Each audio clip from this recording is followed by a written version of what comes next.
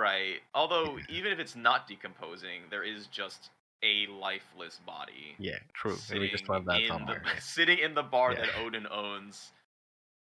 Oh, I'm actually wondering, like, if that was did it become a prop or I don't know. Oh man. Anyways.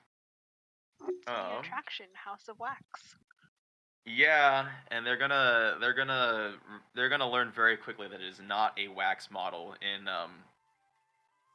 about 6 days. So Why does wax smell? yeah, why are there flies and why is it falling apart? Right. So new tokens, courtesy of Jarius. So Yay. thank you, Jarius, for your hard work as always. Right. The first thing I have in my notes is hotfix the portal gun because it's too strong. So actually, Jarius and I talked about it. We're gonna limit it to 2 uses per day, which is to say, like 4 portals per day. And you can't do it across different maps, basically, because it's just too much. It's too much. But if a map is like 5,000 miles wide, like by those restrictions, you could use it from one to the other. So just no inter-map portals, and 2 uses per day. Okay. Next thing on the list. Welcome back. Thank you. Right. So just to give you all a really brief reminder, although I'm sure we all remember, you solved the white dragon issue that Brazili was having, and this was in order to sort of just go through their list, and so they can actually start this sort of negotiation/alliance discussions with Kars. So you just cleared that with Lidi, and more details on that to be fleshed out, because it's not just like, okay, you did it, now we're friends. But before that, I have a couple of things for specific people. Before we get into that, though, is there anything that anybody would like to do? I would like to open a health clinic in this town. To Okay, make some side money. that's very interesting considering there's already one that's established, but Yeah, but you can totally do that. I'm gonna create some friendly competition. You're going to okay, please describe to me how you're creating this pop-up clinic. Well, I'm just gonna find a building around, doesn't cost too much, and then I'll just open a clinic. I think people have helped me find a name. It's gonna be called Nursey Steely. You wanna rent out property? Maybe I can buy it. Depends how much it costs. I don't know Oh the my market gosh. value for Brazili. It might be cheap, you know. This place has a lot of floods and potentially a destroyer incoming, so Okay, Google, how does purchasing businesses work?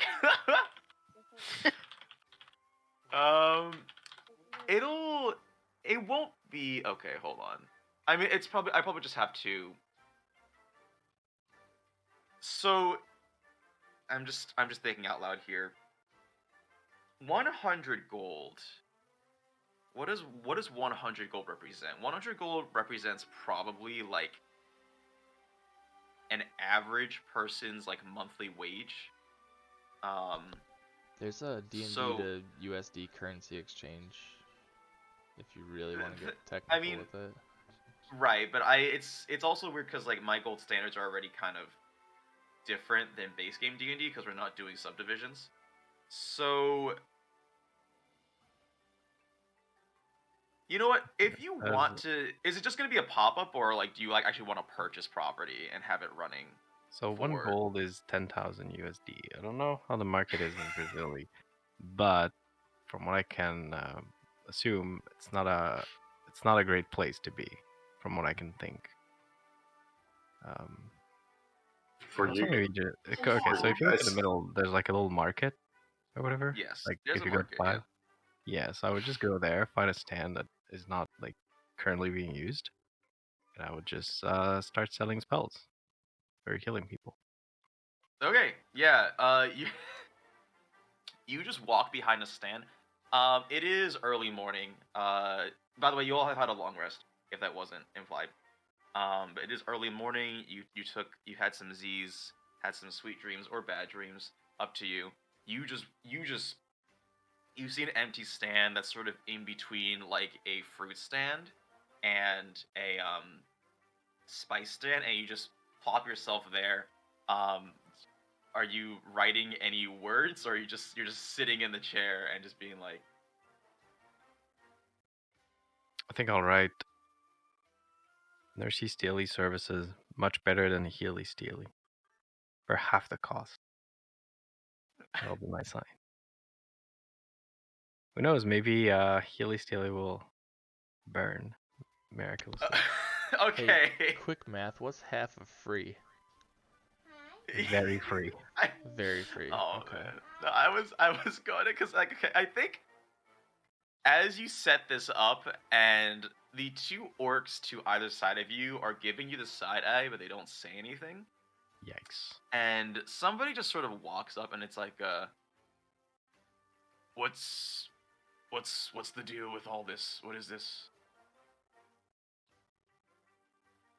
Do you need healing services, sir? I mean, I guess my daughter's at home has got this pretty like nasty cough. Do you take care of that kind of stuff? Yeah, but that'll be 1,000 gold. Actually, today, sir, we're having a promotion. So just for you, it's gonna be 500. I think I'm just gonna go talk to Healy, but you have a nice day, sir. It's a good idea, but I don't know. I heard that Healy's probably gonna be out of business soon. Apparently, there's something coming out to town. I don't know. It would be unfortunate if something would happen to his house, but you know, you do you, sir. You do you. Hog, this is I'm giving you options because I just don't know exactly what what direction you're going, but you get to roll either persuasion, intimidation, or deception. I just don't know Oh, I have double advantage. how to interpret. I have advantage when I try to deceive people because of my. Are you trying to deceive them though? Yes, is I'm the trying question. to convince him that he should definitely hire me for his service.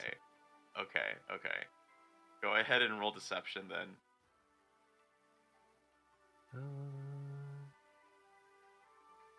And I'm gonna roll insight, I guess. Yeah, probably. Oh, yes. Yeah, that's a crit. Yeah, I have Okay. advantage because of the amulet you gave me. Well, No, that's totally fine. This fellow starts walking away, and you mention this thing, and he's like, "What is this about her going out of business?" well, I can give you more information about this, but what matters here is the health of your daughter. Let's go, sir. Time is of the essence, literally. Could we set up like a payment plan? I don't really have 500 gold on hand. Damn, why is it writing this down so pro? You know what, okay, I'll take just for 50. your information, sir, 500 gold is a hell of a lot of money. Alright, I could accept 10 gold piece a week until payment is due, interest free. Honestly, I'm very okay with that. Damn, That totally works for me. awesome. So I'm gonna go over and see what's wrong with his daughter. Okay. I'm gonna write this down. He leads you back to his home. And I get And kidnapped. Okay. you That's fine. wait. No, I'm joking. Okay. Yeah. So his daughter is up and about. She's not like bedridden, but you do your little. Actually, go ahead and roll medicine. Yeah. Oops. Okay, well, 16. I guess it No, but doesn't matter. you do your little physical. You do your differential diagnosis, and it's like, yeah, she's just got like some case of like some sort of seafood-borne illness that's just been ravaging her gut.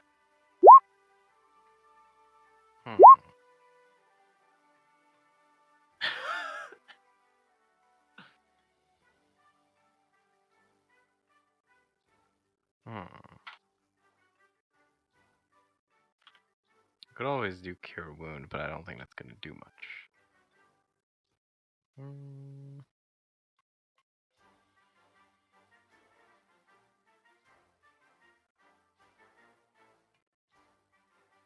All right, I'm gonna go look. I'm gonna go look at my cleric book, sir.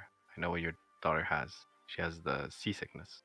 I ran a differential diagnosis. Goodbye. Wait, okay. And you just walk out. Okay, you come in, you diagnose this girl, and then leave. No, I said I was gonna go look in my book because I don't know how to that's cure this fair. shit. Okay. I'm not Okay. telling him that. I will leave with confidence. Okay. All right. Businessman in me knows that the odds of him surviving the next attack are very slim, so I'll probably never get my payment as well, to be honest. Okay. Well, I still wrote it down. But We'll see. Okay. I told him was... I'll be back tomorrow with a solution for this. So wait, should I like be giving her any medication or just some sort of lifestyle change? Like, I mean, seasickness. Like, she hasn't even been near the sea. That doesn't make any sense. Sir, I feel like you need to put your trust in a higher power. I'll be back tomorrow with a solution. You know what? You're absolutely right. You're the medical professional here. If you have a lot of candles at home, you should turn them on as much as possible. Electric candles? Yeah. As much candles as possible. I'll be back tomorrow, good sir. Oh, all right. I'll and he runs back, and you hear some rummaging happening as you exit the building. All right, and I'll say, I'll look at this guy to like talk to Raw, and I'll wink. And I'll go study something while my friends are figuring out how to save the wall. You just winked to Raw. I'm lighting up candles. You should be happy. Oh, that's true. Yo, you're right. Okay, I got you. Hey, if I save his daughter, the guy's definitely joining my church. Okay. I got you. I see the game plan now. Okay, wonderful. Is there anything else that people would like to do? Is there a Costco? Yes. Well, there's not a Costco. There's a portal to Costco. Where is it? It's just like, sort of like how it was just like very out of place in the market. It's like that. Let's go to Costco. I'm just gonna buy studded armor, and that's it. Oh. So. Okay, well you don't have to go to Costco for that, but sure, yeah. If you guys want to do some shopping, you totally can, by the way. Can I use my gotcha coin? You can use your gotcha. Yes, please, sir. Spin the wheel. What wheel am I spinning? A D20. Dang, I love the D20 wheel. How much is studded You've only armor? done this twice before. It's my favorite thing, though. Fighter.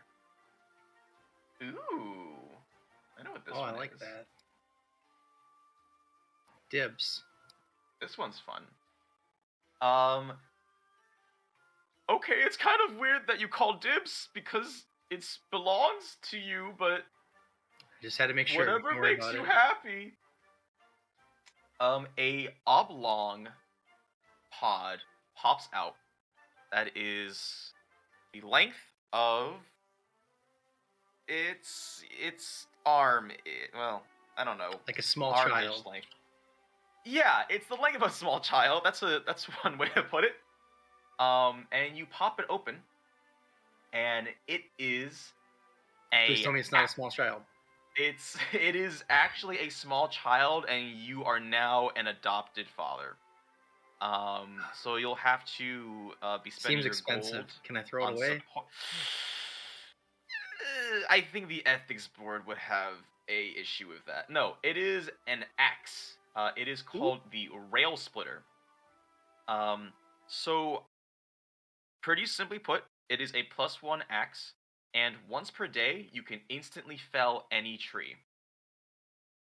Ooh, I'm gonna Valheim some bitches. Yes. Oh my gosh, we gotta get back into that game when that gets updated. Yeah. Oh my goodness. Wait, so how much would like a tree falling on like an enemy would do? If it's a tall tree, it would probably instantly kill them because gravity. I love gravity. Yes, but you have a +1 battle axe. Once per day, you can use it to just instantly cut down a tree. Nice. How much is studded armor? It's like 65 gold. Studded armor. That's the wrong catalog.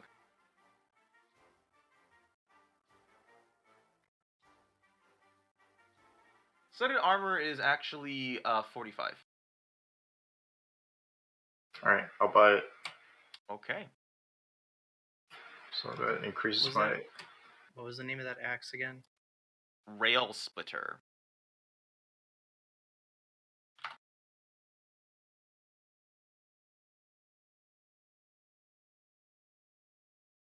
And do you know how to add like attacks and stuff to your main page, or We're about to find out. I think you clicked the wrong plus because that's going to be your You're global attack absolutely modifiers.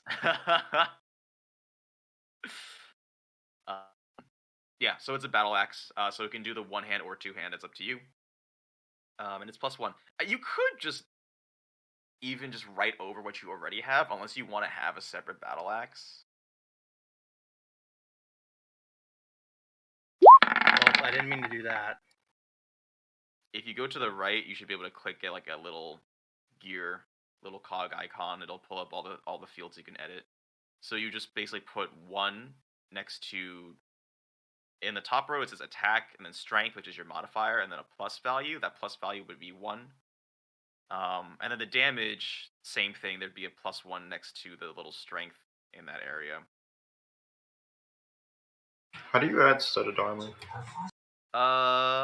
If you have, unless you're doing pop-out character sheets, which you might be doing. Yeah, I'm doing pop out. Okay, then I'll just drag it into your inventory. That's the wrong one. And I'm gonna sell the leather armor. I don't know how much it costs to sell though, so how much I... Selling the leather armor.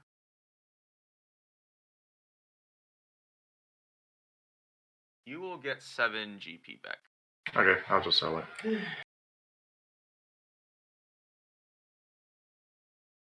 Alright, there you go. I have added the studded leather armor into your inventory. Okay.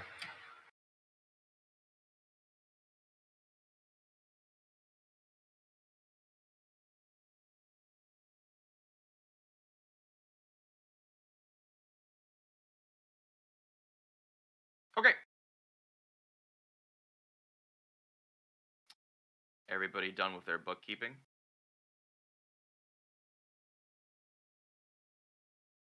Okay. Then we're good. Wait, hold on. So I equipped a studded leather armor. It's a 12 AC, so it shouldn't give me an additional... Wait. You're wearing a shield, right? Hold on. It's going to be 12 plus your dex plus your shield. My shield? I thought your shield only gives you +1. Shield gives you +2 AC. Oh, okay, never mind. Mm-hmm.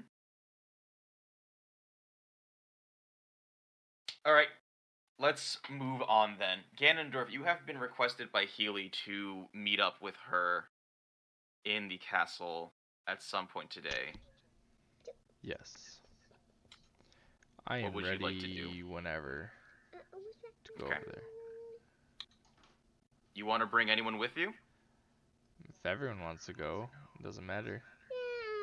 You don't want a third wheel, fourth wheel, fifth wheel.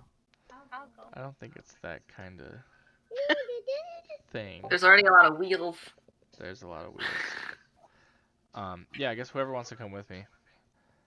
I'm gonna go warn my family. Go with Ganondorf. All right.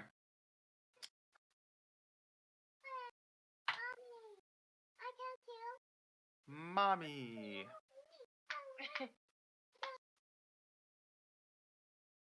All right. Oh, I need to put in your vision tokens because I'm doing that thing for this one.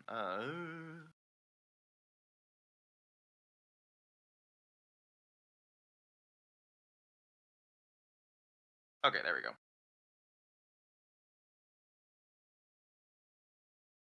All right, Ganondorf, you assemble your crew. You tell them about this hot date you're gonna have with Healy.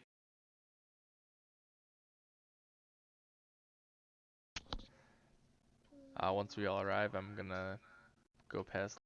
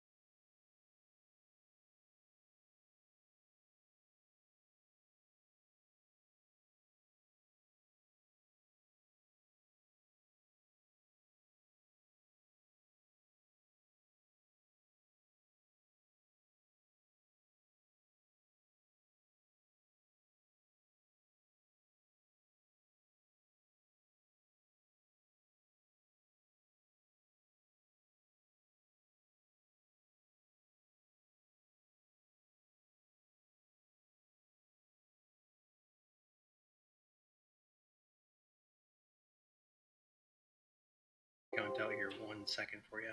Oh, thanks, man. No problem, I got you. I'm good. Yes, I'm good. Everything's back. All right. All right, sounds good. Yeah, so we head upstairs to Yes. Healy Yes, Steely. yes. You guys walk up the stairs. I'm gonna walk She in is here. once again. Yes. Okay, you just busted through a wall, and it was very violent. These are walls? They're like those. It doesn't really matter, but it's like those. They're not paper walls, but like they're thin. Like the sliding you ones know? or whatever? Yeah. Okay. Not sliding. They're just like you could probably break through them if you just ran hard enough against them if you wanted to. Have you ever seen like a samurai ninja movie? Yeah, all like, of them. Yeah, no like those talking kind of about. walls. Jeez. Okay.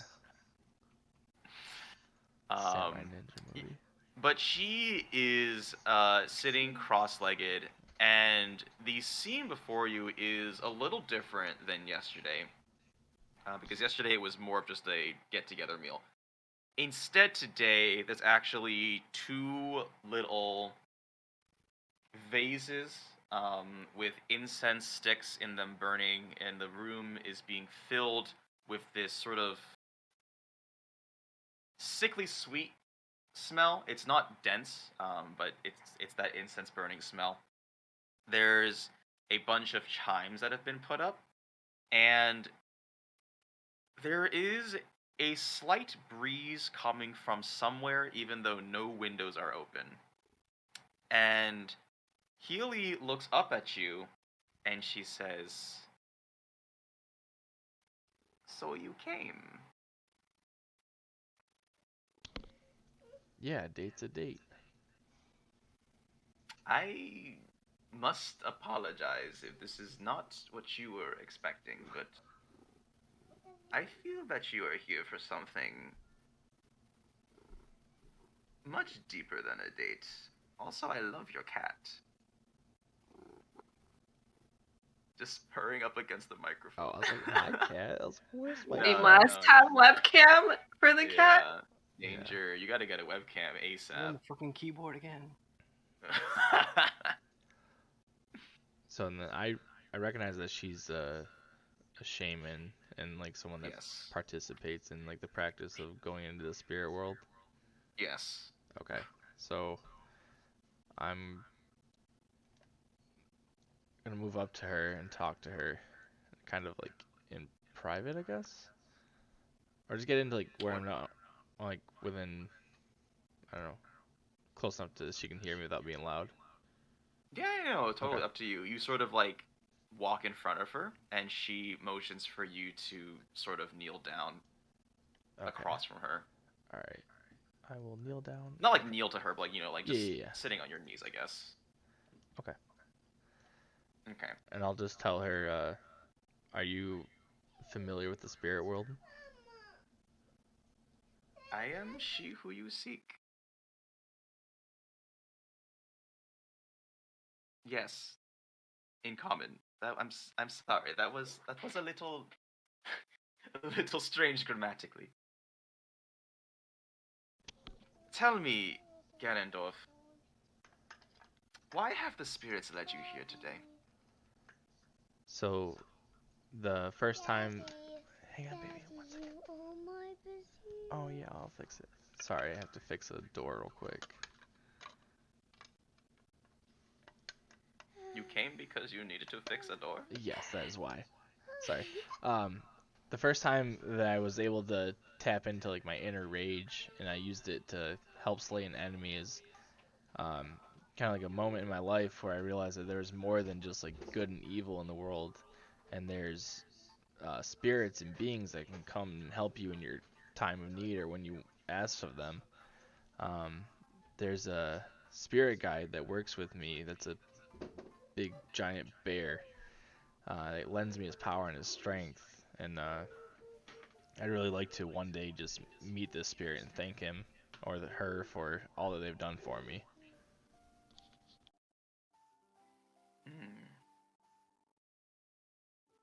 That is Also, a very my touching left story. arm's kind of like burnt. If you see this, I want to make sure that's yes, okay. I have. That is completely fine. Although perhaps the spirits will tell as we proceed throughout this journey. So, I'm about to ask you, not Eternal, but I'm about to ask Ganondorf a couple of questions. And yes, it is going to be very much improv on the spot. I would say, just moving forward, don't be worried about making something compelling. Don't be worried about like making it coherent. Just, if anything, answer as Eternal would, or like even make a parallel to your life. Just so we can go off of something and sort of It's the deepen this weirdest job connection. interview I've ever had, but yeah. Yeah, it's an interview. I'm sure you're wondering why we called you in today. No, but she so there is a little bowl in front of her that's filled with water, and she reaches into a satchel beside her and sprinkles some sort of powder into it, as little wisps form up as they sort of dissolve into this water. And she says, "Tell me, Ganondorf, where is home for you?" Home is the Barbarian village where I grew up.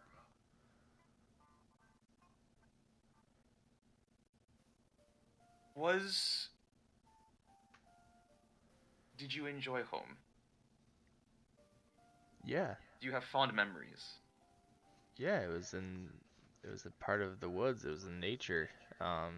There's a lot of animals all around. Um, my clan of barbarians was always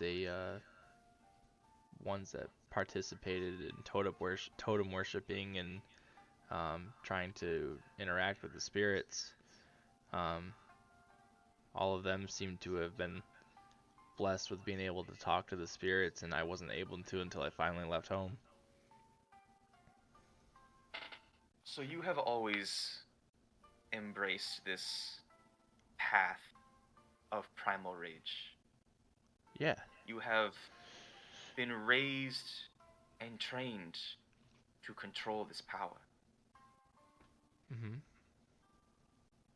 Why did you leave? I wanted to do more with my life and become an adventurer and be able to go out and see more of the world. A very natural response, I'm sure. Home can be very stifling sometimes. So why don't you tell me, what is it about the Knights of Mythdraenor that drew your attention? Why this order of knights? At the time, they were legendary. They were the most powerful group of adventurers that I'd ever heard of. Their tales reached my homeland a long time ago, and I've always wanted to be a part of them and grow stronger with them. And yet, despite your admiration, you left. Yes. What happened? That was the first time I ever went enraged. My group was ambushed, and the escort that we had with us was killed, and that kind of was the first time I ever went really enraged. I'd always heard about it prior to, but I was never able to do it myself until that point. So you lost control. Yeah.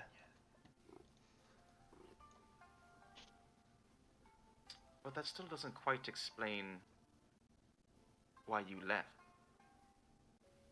Surely you could have stayed, had you chosen. I probably could have. It was the first moment in my life as a barbarian. We were always taught to never have fear, be fearless in all aspects of our life, and that was the first time I felt fear as not being in control of myself.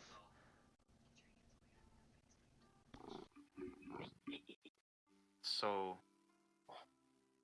and feel free to push back, but it sounds like the reason you left was more due to shame than the consequences of what happened. Yeah, I would say it's shame. And yet, despite this shame, you choose to continue down the path of the barbarian. That is very courageous of you. Ganondorf, what is your aim here? And not just in this form of acquisition of power, which is not an ignoble goal. Do not be afraid if power is what drives you. Just be careful that it does not consume you. But what is it that drives you? What do you want to do while you are still here on this mortal coil? On this mortal plane, I want to continue to bond with my spirit guide. I want to become stronger with my spirit guide. I want to continue. But to what end? Why do you want to become stronger? That's all I've ever Strength known. for the purpose of strength alone can be very easily broken down. That's the way of a barbarian, is being the strongest. But in a sense, they are strong because they have ones that they need to protect. Or they are strong because they have people they need to lead. Strength for the purpose of strength alone, yes, can get you quite strong. It's not that I want to lead, but there are people that I like to protect. Then that is what drives you. The strength to protect. as you answer these questions, she has been adding more and more different ingredients into this bowl of water, and the room has begun slowly filling with a orange haze. Eragon and Galadriel, you are sort of just, I guess you're just watching from a distance, or? Yeah, it's really fascinating. Okay. And I think as you sit in this room, all of you start seeing some things. But for Eragon and Galadriel, they are mostly incomprehensible, hallucinatory images. There's like a, you swear just out of the corner of your eye there was like this tinkle of light, but as you turn to look at it, it's not there anymore. Ganondorf, however, you and Healy, it's as if you've been transported into a different realm. And as you continue this discussion and meditation, you start to see images of a forest, much like the one that you grew up in. And you see a sort of one as animals walk up to you and almost like bow in reverence. So And while your two friends are tripping out in the back, yeah, what's up? do I see them still? Are they like you don't apparitions? see your friends. You don't see Galadriel and Eragon. This scenery has pretty much been entirely replaced by your home forest, or at least something that feels much like home. You do see Healy though, and something frightening happens. At once, the entire landscape freezes over.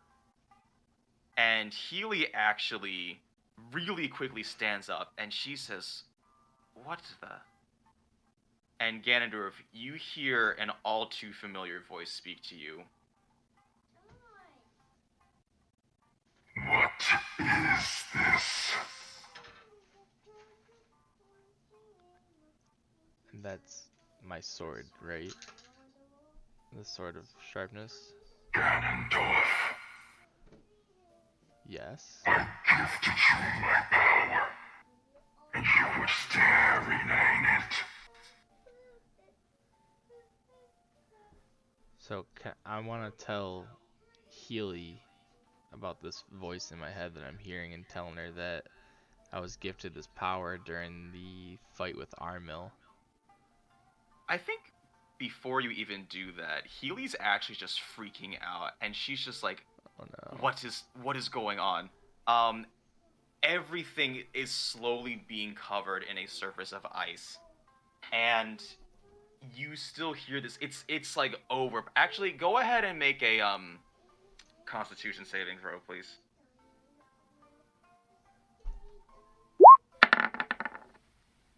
Ew. You are paralyzed by fear. Not magically paralyzed, but you... Am I still... No, I wouldn't be, because we came back, so I'm not enraged still. No, I wouldn't say you're enraged. But this is more of a... Yes, this is, I think, this power, which you have been using so far, which you have been taking advantage of, has, like, fully enraptured you. I think this is one of the rare instances where Ganondorf is truly afraid. And this voice continues speaking. I have chosen you for my purpose and mine alone. This is not your destiny. You don't need these spirits. You don't need help. All you need is bloodshed. Strike her down. Ganondorf, I want you to roll a wisdom saving throw. Oh, fuck. I don't have any wisdom. Oh, I guess I do. A little bit. You stand up, and your hand goes to your sword, and Healy, at the moment, has her back turned to you, and she turns around as she sees you approaching, as if you're controlled by an otherworldly being. And you draw the sword, and you raise it above your head, and she brings the staff above her and closes her eyes as you let out a shout and fling the sword. Galadriel and Eragon, your hallucinations are broken as the clouds in the room instantly clear, and you see Ganondorf's cursed sword go flying into the wall to the right. This forest you're in completely disappears. You're back in the room. Healy has fallen down on her butt, and she is breathing and sweating heavily. And you're also just sort of standing up, drenched in sweat. And she's just like, what was that? What the fuck just happened? So my Yeah, curse- Eragon and Galadriel, you did not see any of this like weird stuff that happened. I'll tell Healy that my cursed sword was mad at me for going to the spirit world, and it told me that that was all the power I would need, and trying to work with the spirits This wasn't good for me.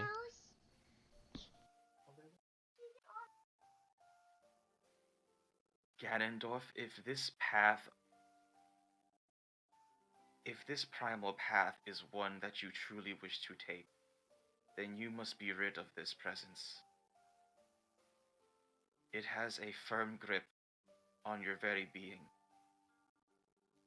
It has extended itself beyond this sword.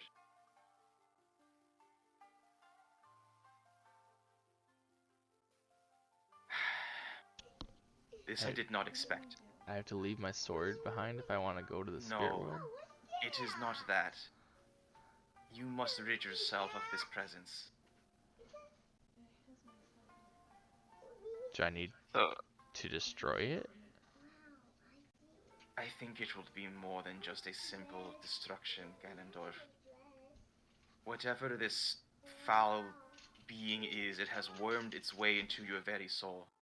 I can sense it still within you. This is something that we will have to. I need time to rest. But this is something that I may be able to guide you, should you wish. I cannot force anything on you. If you want to champion this creature, that is your choice. But I only warn you that the path that you are going down is one of destruction and violence. You will lose everything, and perhaps they would be considered close to you. But the longer you stay with this being, the only thing that will matter to you is his will and his duty.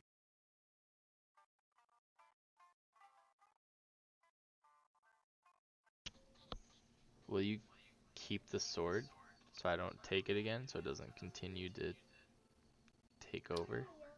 Roll another wisdom saving throw. Because I already threw it, right? You did throw it, but that was... Go ahead and roll another wisdom saving throw. Oh no.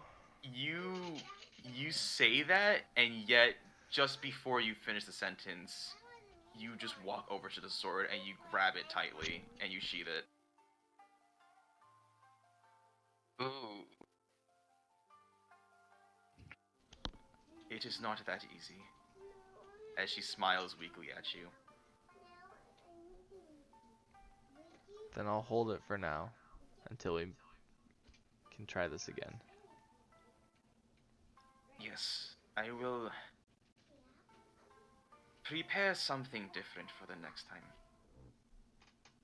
But for now, and she grabs a bottle, and the remnants of the water in this bowl that have not evaporated into this mist, she bottles it up and hands it to you, and she says, "Should you ever feel this creature pull at your heart again, drink this." Thank you. Okay. And she hands you the bottle. You gonna send me like a text message next time you want to meet, or how's this work? Yeah, sure. Here's my number. You know, on her cell phone.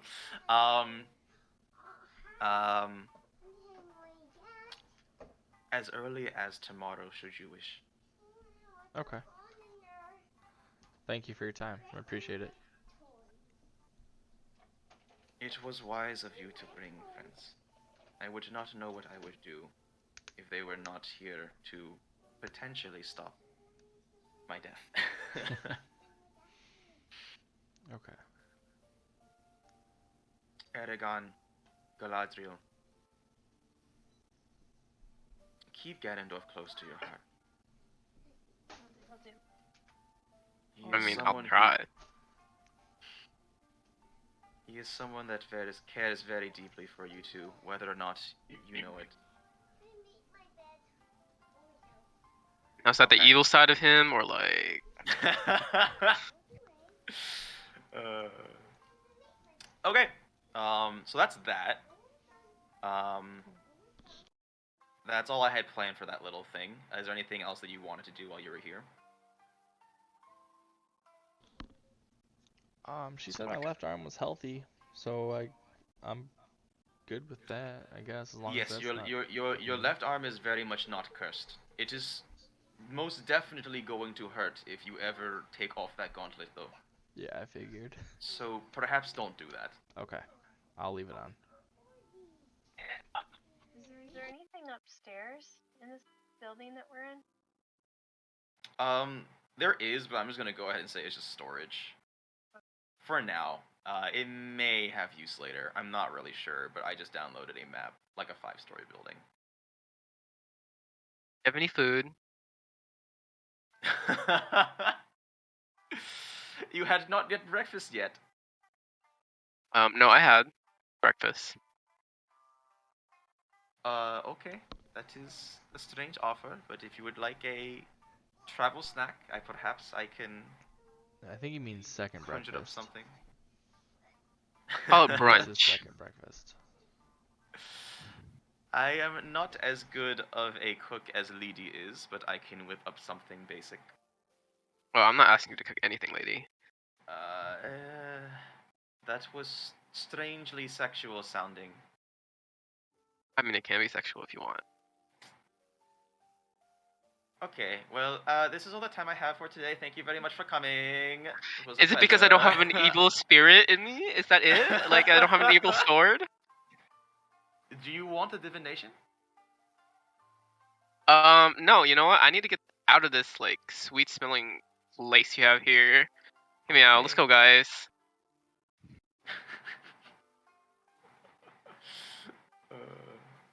Alright, Okay. with that, I'll follow Eragon out. Sounds good. Same.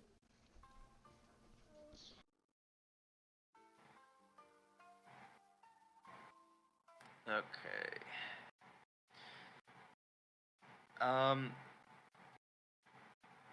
Back in Brasilia proper, I have one more thing. Wheelie, you are contacted by a old friend. Her name is Cosmology Steely. And it was sort of sent, so you got like a pamphlet, and on the front it says like, see our new, I forgot the word, I think it's called Astrolab. Is it? Let me check. Astrolabe.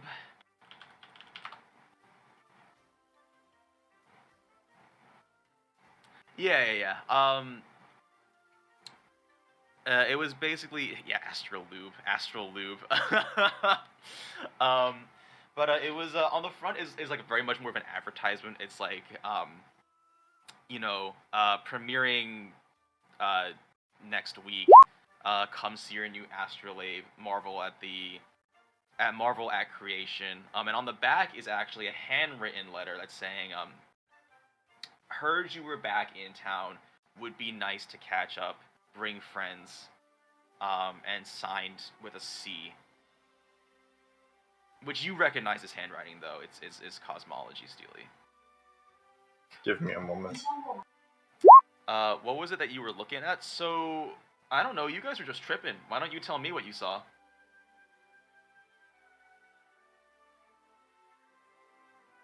Well, I saw a bunch of like stars, very dusty.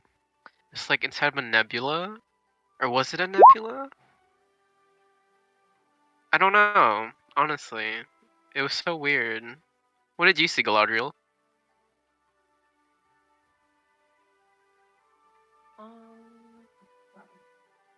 Not really sure. It was just kind of like I don't know, like a spacey place, and there's like clusters floating around, and then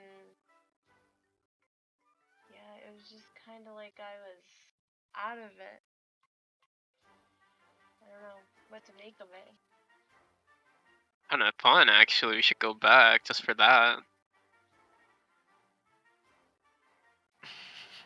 I'd be down to go back.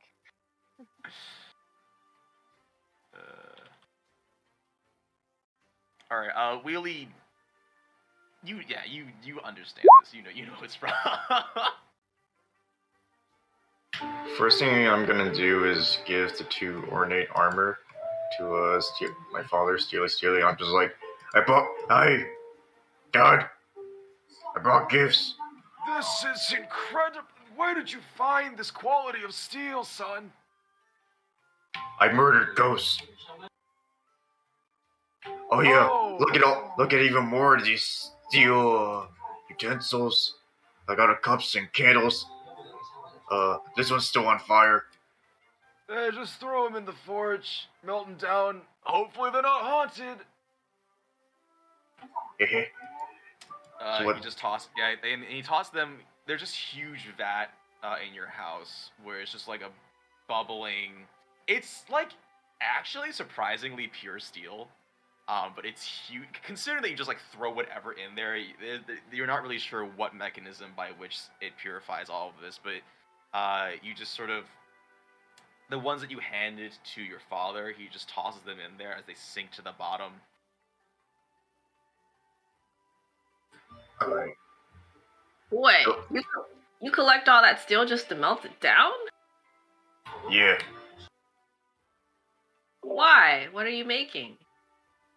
Oh, just things you make out of steel. I mean, I have my own side projects and hobbies, but mostly to... Oh, what's the word? Provide the supply of just raw ingots to whoever needs it. Although I do my own fair share of custom smithing, if that's something you're interested in. I made this very pretty rapier. Oh. Ooh, here, let me help with the forge. I'm gonna cast heat metal on like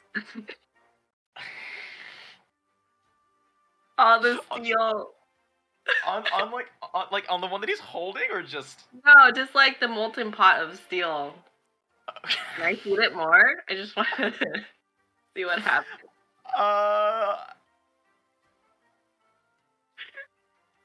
You want to make it hot, right? Here you go. Yeah, I'm just trying to see if this physically manifests somehow, because it's already like glowing red. I guess it's like brighter. It's like a small sun has appeared in this man's house. I guess it's like as bright as whatever the lava is in like Dark Souls Isolith, if you guys know what I'm talking about. I have no idea, man. It's very bright though. It's definitely like the brightness where you can't stare at it, because normally you would be able to. What happens to steel when you heat it more? I took material science, but I don't remember. I mean, theoretically, with the way the phases of matter work, like, it gets hotter until it reaches, in this case, until it reaches its boiling point, but I don't know if it's actually possible for liquid steel to get hot enough to, like, boil and vaporize. Well, whatever. It'll just look cool. Yeah, you've created a small sun. Is there any way you can turn that off? Well, you eyesight's gotta what as it is. You gotta break my concentration. Here, punch me. Let's see how strong you are, Dad. All right.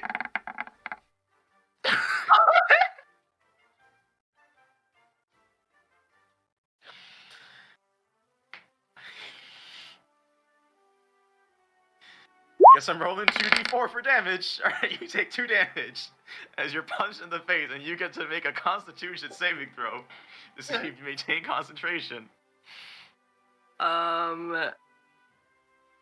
Saving throw.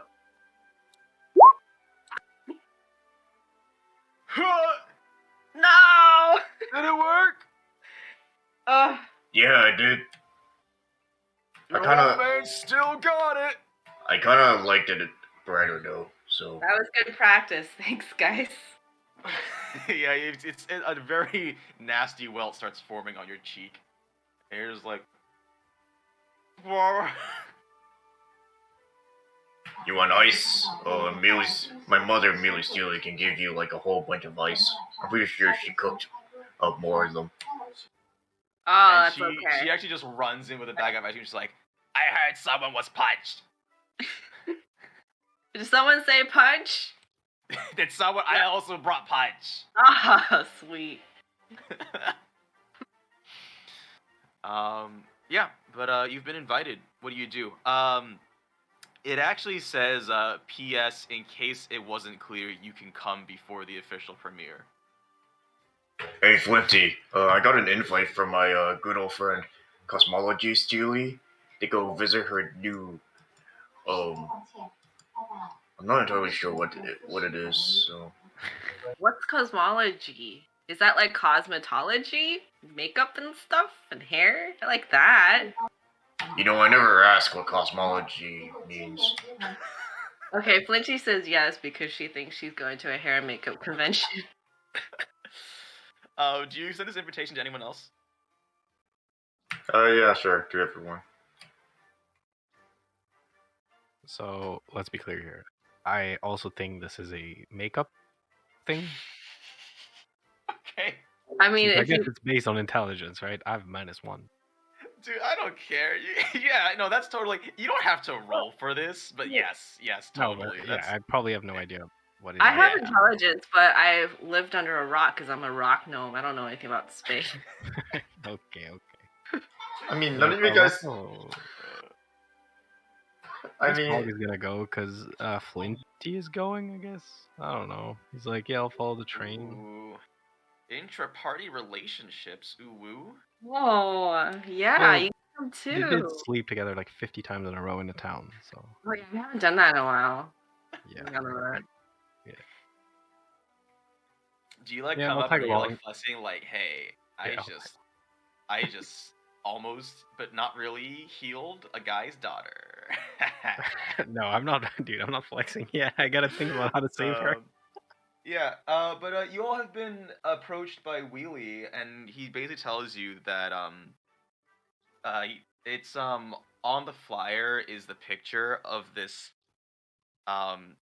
astrolabe where it's basically like imagine if your like old like middle school science project where you depict the solar system was like way more techy. Instead of physical models, it's actually looking like sort of these weird holographic projections.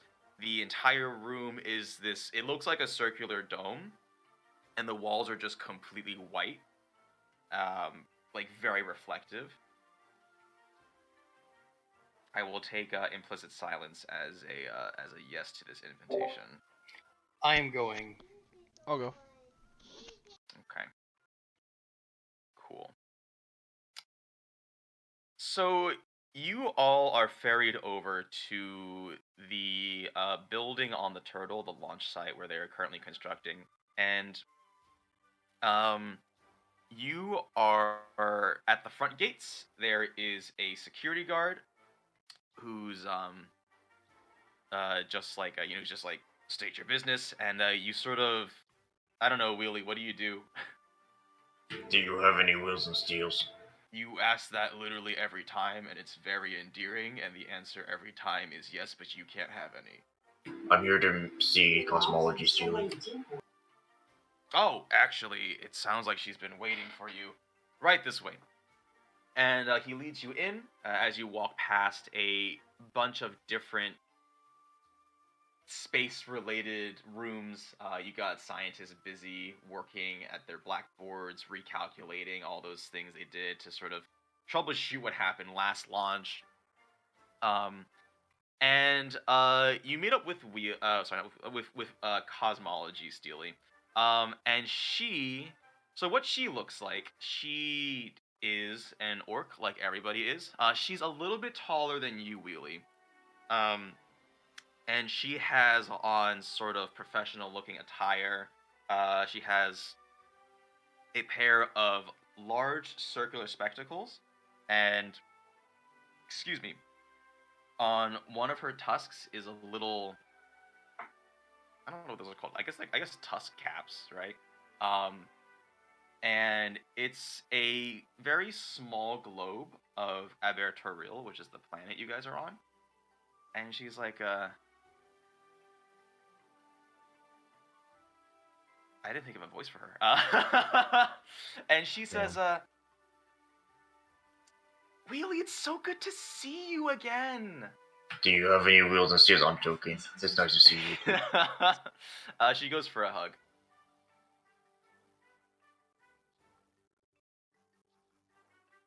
Do you respond to this hug at all, or you're just what? Okay. It's a nice hug. You don't. Yes, it's a nice hug. You don't crush her. Yeah. And these must be your friends. I'm Cosmology Steel. You can just call me Cos. It's a lot less of a mouthful and way easier. Trust me on that. So please just call me Cos. I guess you're all here to see the new Astrolobe? Yeah. Is that like a new makeup brand? No, I think you're thinking of cosmetology. Is that not what you cause? You know, it might be That's easier what I if I thought just too.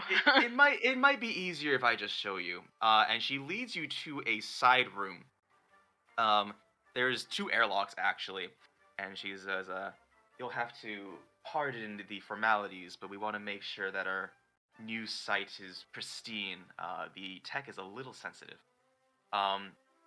And she puts her hand up to like a little scanner, and the first doors slide open with a, you guys walk in, closes, and a light mist fills this airlock, as you're tickled by some kind of chemicals, and then the other end opens, and you walk in. It is pitch black. And she's walking around. She's like, all right, hold on. The light switch is here somewhere. There it is. And she flicks it. And the floor illuminates. The entire floor is like a giant light. And it's sort of, each panel on the floor lights up in succession with a loud sort of electricity turning on sound. As this circular dome is lit up. And at the very center is a pedestal with a it is completely smooth and white. There's sort of a center pillar that extends out like a mushroom shape and a flat top. It looks like a table that was built into the ground. And she walks up to it and she says, okay, you guys are gonna get a sneak peek of just honestly the coolest thing. like you will literally, I guarantee you are literally the first people on this planet to have access to this knowledge. And she's fiddling. She puts her hands on this little pedestal and starts pressing buttons basically that light up as her fingers touch the top. And she says, "Now, during my education, my focus was on cosmology, which is really the study of the organization of our planet relative to other planets in space, as well as our galaxy and all that stuff. So it's a bunch of space stuff. Don't worry if you really understand it. But for my entire life, I was obsessed with the concept of taxonomy, of how basically everything can be fit into its own category. Like how, I'm an orc, so I fall under the category of an orc, and orcs fall under the category of people kind fall under the category of creatures, so on and so forth, right? That sort of thing. And a lot of my colleagues like to go in the smaller direction. They talk about stuff like the elemental composition of our plane or the atomic level structures, but I was always interested in what is the next biggest thing, because there's always something bigger out there. And she's typing all these things up, and she very dramatically places her hand in the center of this pedestal as a holographic picture blows up and fills the room. And the neat thing is that no matter from where you're standing, it is always facing you, even if you're all in different locations. And so right now, and she says, so right now, this is just a picture of the building we're in, of our I guess, BSA. And she takes two fingers and she pinches out like an our turtle friend that we're on, Steely. This is Brazili. She keeps zooming out, and here you can see the Sword Coast. Is any of this having an effect on you guys, or you're just like, yeah, that's cool? Wait, we're on a turtle? Yes. You didn't notice? No. That's well, crazy. If you have the time, you should say hi to her. She's very kind. Oh. But what this if is a she decides to swim away? No, I mean, we've talked with her. I guess that is always a risk, but as all things in science, there is a risk associated with it. But we have sort of a mutual agreement. She's chill with us. Can't someone talk to this turtle? That'd be fun. I don't have turtle in my languages, but Eragon. He can only talk to plants. No, but Yeah, you I can can't really. You can talk to seaweed, which can communicate with the turtle.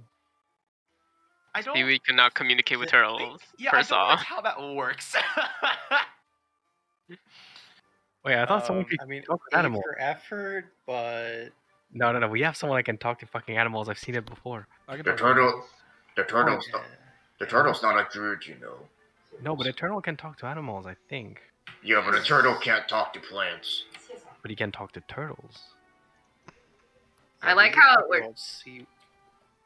There's this amazing. She's giving this like science presentation. Everybody else is talking about this turtle, and she's just like, guys, but like this is pretty cool though, right?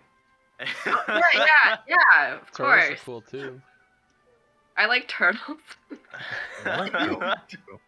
I like turtles. Nailed it.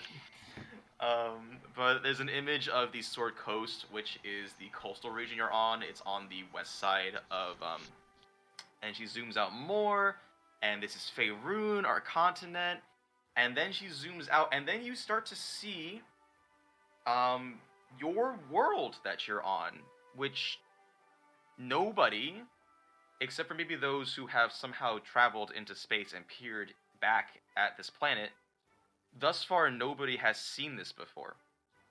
But it is a complete depiction of... It's not flat. It is globular. It is a sphere. Well, I guess spheroid. But it's aberratorial. And she says, at this point, most of us don't really consider what's beyond. I mean, for a lot of us, we don't consider what's beyond our hometowns, really. But this is where we're gonna blow your mind, all right?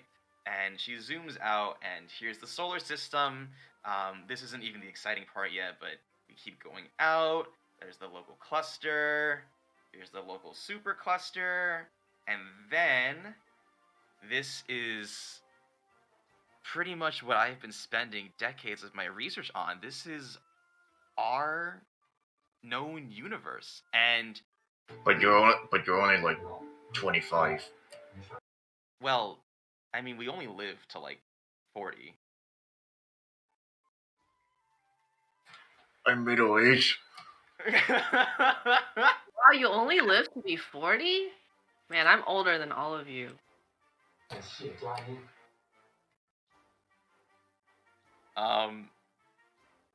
Yeah, so it's the canonical planet. I think it's aberratorial. Here's where things get weird, because physics starts to break down, and I think, admittedly, this is where we sort of reach the limits of understanding, but I was able to visualize what's beyond our universe, which is crazy. There's something beyond our universe. And she zooms out, and Ganondorf, the universe actually flattens. It is this large, like, green disc. And she says, this is our observable existence. This is the prime material plane. And the really cool thing, and she zooms out more, and you guys actually start seeing different discs that have these thin strands that connect to this central green disc. There's a bunch of different them, and she's pointed them, and she says, this is the breakthrough. Is understanding how the natural order of not just this world, but of this, I don't even know what to call it, this existence of how all this works. And she points to one of the discs, which is fiery red, and she zooms in on it, and it's like an entire world of just fire. I wouldn't even say lava, like it's just raw elemental fire and chaos. And she says, here are various elemental planes. Here's the plane of fire. There's the plane of air, water. Air is just like, you can actually see like how dense and swirling it is with all this air manifesting. Plane of water is just a huge ocean that has no real pattern to its waves. And there is a like plane of elemental earth, which is just, there's just a bunch of like, it's almost kind of like you're in an asteroid field, but even denser than that, as just forms of earth break and remold and shape. Dotting each of these respective ones, you can sort of see like elementals that are just roaming about and doing their thing. And she says, this is the really cool thing, is understanding how this connects to our world, because see, these threads which connect each of these planes is how people here are able to utilize magic, and also even beyond that. And she points to another plane, which is sort of this slightly see-through pale blue. This is the Astral Plane. This is where our souls go when we die here. Isn't that nuts? And she's just pointing out like a bunch of different planes and just naming it, just things that definitely like overwhelm your character's brains. But she's basically explaining how like all these planes are connected. There's a plane of arcane energy, which is basically like how anybody who's able to cast spells actually channels that magic through them. There's the plane of shadow, or the Underfell, where actually Eragon and Odin, you have been to that plane. There's the ethereal plane, Koi, and a number of you guys have actually experienced the ethereal plane. And after she's done giving this presentation, she turns around very, very proud of herself. And she says, I'm planning to actually bring a proposal to the organization of this space development program, but I was thinking if we could instead channel our resources into beyond just establishing a cellular link, really, but really like trying to figure out a way to access these planes. Like, think of the potential for research we would have here. Think of the potential for advancement if we could tap into pure elemental planes, or even for, you know, maybe you weren't ready to let go of a loved one and you wanted to reach out to them in the astral plane. Like, that would... There's so much that could be done with this.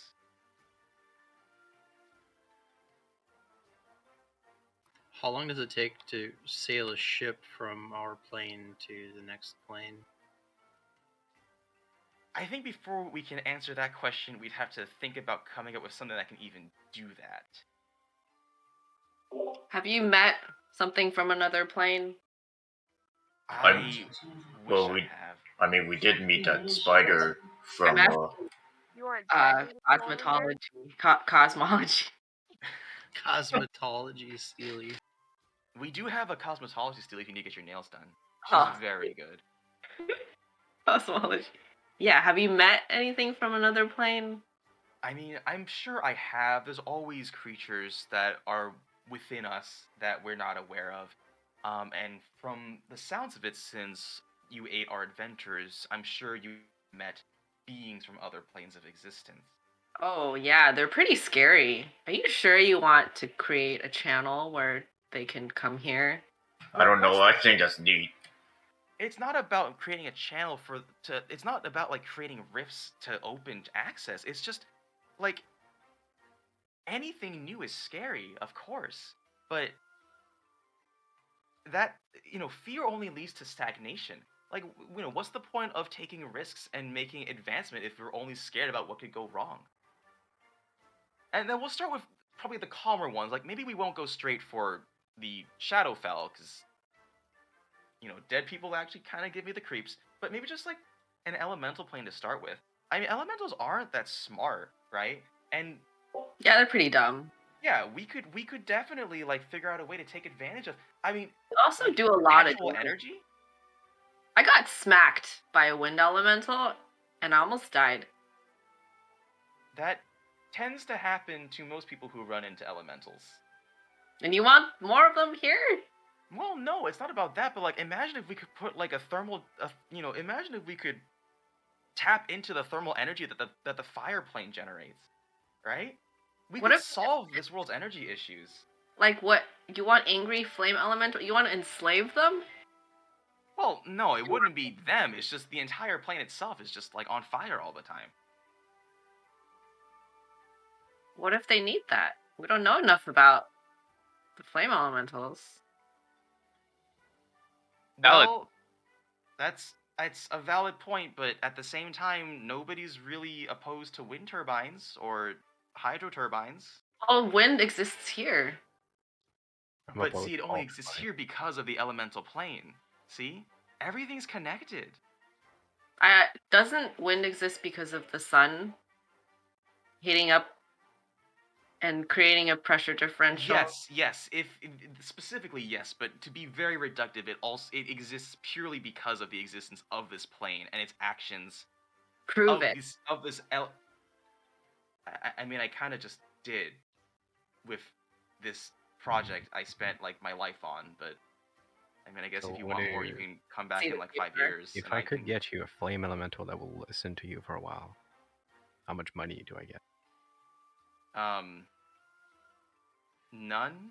I'm kind of using all... Well, no, see, the funds for my grant are sort of going more towards research and just expanding the scope of this... charity in this town, I can't believe it. Oh. Well, no, I mean, I appreciate it, but I don't have need for a fire elemental right now. I'm just working through grant money to increase the power of this telescope that I've been using to observe all these planes. Wait, you can see a plane from a telescope? Well, that's how it's a planoscope. It's more than just... Yes, I guess a planoscope would be the better way to describe it. It's not just a magnification sort of thing. I had to tap into some arcane trickery because this is not something that you can normally see just with your eyes, no matter how powerful the telescope you have is. That seems illegal. Okay, I mean, you don't set the rules of this town or this world, so I don't really know how that works. I don't know, Archelasia, are didn't you? you just fight like some being that's invading from another plane and trying to remake this one? Aren't we just doing the same thing to the other planes? What are you talking about? She obviously has no idea what you're talking about, but I'm assuming Flinty's posing that to other people. Yeah. Well, let's say hypothetically there are infinite planes, and then one of those planes consists of just evil, really, really evil people.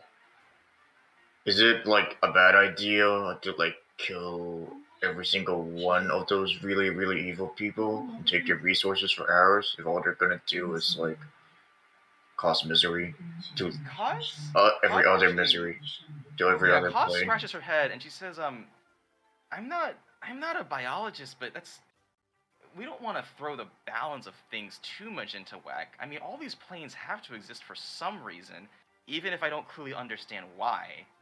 I don't want to do a takeover. That's not what this is. But I mean, if you find like a new thermal vent, right? You want to try and figure out how to tap into that energy because otherwise it would just be wasted potential. We're not here to repurpose the entire planes. For example, this plane of elemental fire is just, at the moment, it's just fire being used for nothing as the energy sort of just dissipates into air, quote unquote, but air doesn't really exist there.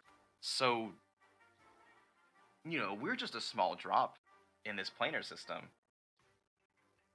So how do you propose that we investigate the plane if there's no air there and we can't breathe on the plane? Well, we do have a space development program. But one step at a time.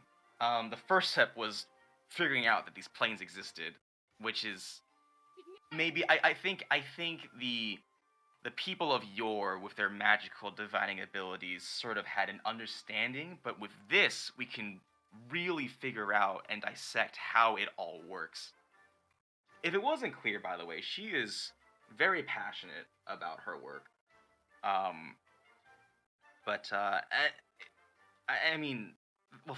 Thank you all for coming. This was actually a nice practice for the official date.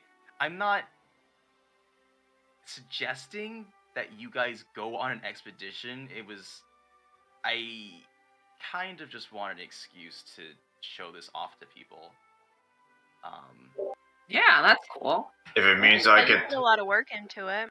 If it means I get to make a car and sell cars, I'm all for it. Actually, in my studies abroad, I did come across something interesting, and she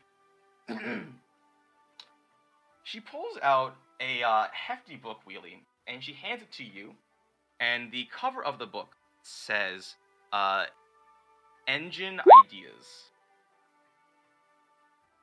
And she says, now, we, of course, do have our own versions of engines, but I saw some pretty interesting things out there. If you have the time, you should take a look through this. I'll look into it. Okay. What's that strength roll for? You said it was a big book, so I just wanted to see if really Steely could hold it. Okay. Cosmology. Do you get out much? Have you met these elementals and things from other planes? I mean, no, not really. Maybe before you have big plans, maybe meet some of these creatures. Well, maybe no, that's a fair point. I mean, I've heard tales. They're not the nicest things, but we wouldn't be going into this full-heartedly. I'm just a girl with big dreams. I'm just saying, because I know you theoretical people often lose sight of the practical. It's on your head, but it's actually real. Are you a woman of science? I She's asking not sarcastically, but like, like actually genuinely curious. I tinker. Back in the Rock Gnome Academy, we are well versed in tinkering and engineering. So the The more Rock Gnome Academy of Yeah? yeah. I've heard of that. I have a lot of good friends from there. Oh. Yo, you and I should like go on like a girl date one day. That'd be fun. Maybe you can go say hi to cosmetology. Oh, yo. I need a reason to break away from this research. I do need some me time, so I totally get that. Could you zoom in on Alicia? Yeah, I can do that for you. And she's just zooming. There's a lot of zooming in that needs to be done because you're super far out. And she. I don't know if. Right, that's the thing. If that's what you're hoping for, Wheelie, it's not quite real time. It's sort of just a snapshot of Alicia. Yeah, so here it is. And you see an image of Alicia. It's older than whatever you saw. There wasn't like chaos and destruction. Wow, they must have rebuilt Alicia pretty fast.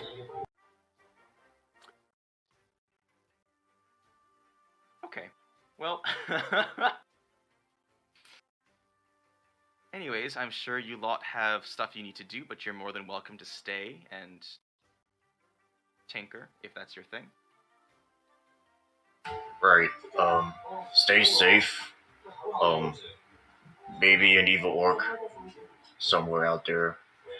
Oh yeah, evil orc. Yeah, you should be prepared about that. Yeah. Your awesome lab here. Just like a evil orc, or Yeah, there's a lot of those. Well, Willie accidentally. Wait, was it Willie? I don't know. No, it was Odin. Oh yeah. Wait, what did I do? It was Odin. So there was this evil orc who's been asleep for 200 years, and we killed 3 dragons, and then accidentally woke it up, and now it's loose. Just for clarification, I did not awaken it. All I did was take some steel cups and utensils and then left. That was definitely me that opened it. I put my hand on the coffin. Yeah. And that stirred the pot. You wouldn't happen to know anything about this evil orc, would you? I mean, if they're old, they gotta be ancient, but there were a lot of those. This is also kind of the, well, this is not kind of, this is literally you guys telling a citizen, like, it's like if you approached, like, the president of a college or something and was like, oh, hey, by the way, this nation's gonna attack you. I'm not really the right person to talk to about that stuff. You know what? That's fair enough. Just be prepared to, like, evacuate just in case something bad happens. I gotta start. Oh man, we built this so recently. What? Is there a history, Steely? Yeah, there definitely is. You could probably find him.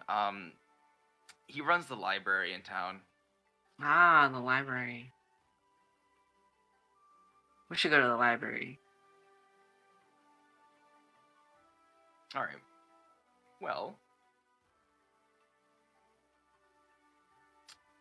that's all of the official things I had planned, other than the main quest, but what do you guys want to do now? So, should we, like, look more into this ancient orc at the library? I can't read much, so I won't be of much help. I'll Or help you. or we can go to the Sword Clan and get help from, like, in case Chorus invades us or something. Maybe we go learn more about this orc from the library first. Then that way, when we go to Kars, we have more information.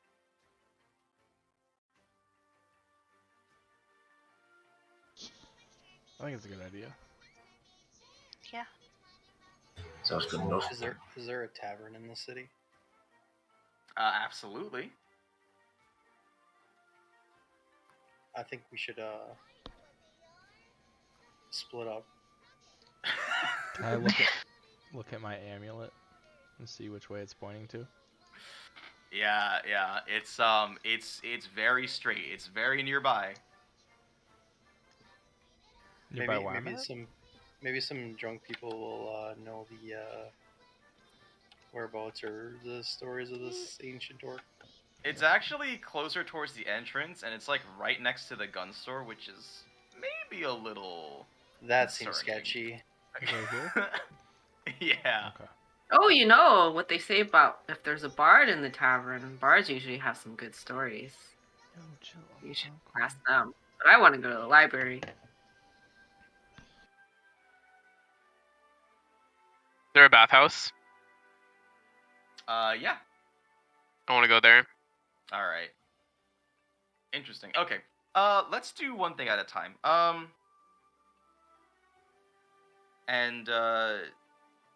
Yeah, let's do this. Actually, let's do Flinty's thing first. Flinty, why don't you choose someone to bring along with you? Isarya, you're smart.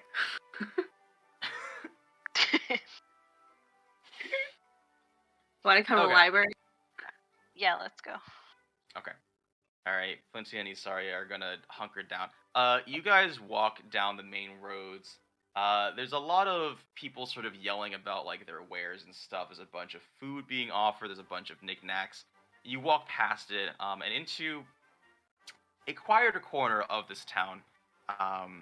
There's some very nice flowers and gardens that are dotting the landscape, and there is a singular house. It's medium-sized, and there's big old library sign in front. Brazilian library.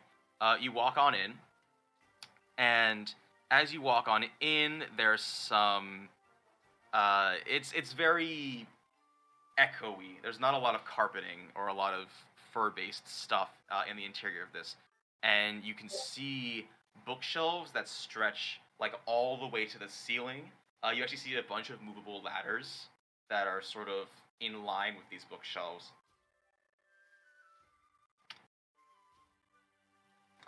And yeah, there's a singular orc manning the, I guess, reception desk. And this orc actually just has like sort of long-ish unkempt hair. They have very, very thick glasses.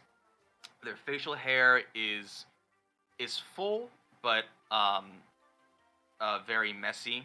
And he's sort of deep in some book. Actually, you can't. I would say like you can barely see his face over this book that he's reading. What's he reading?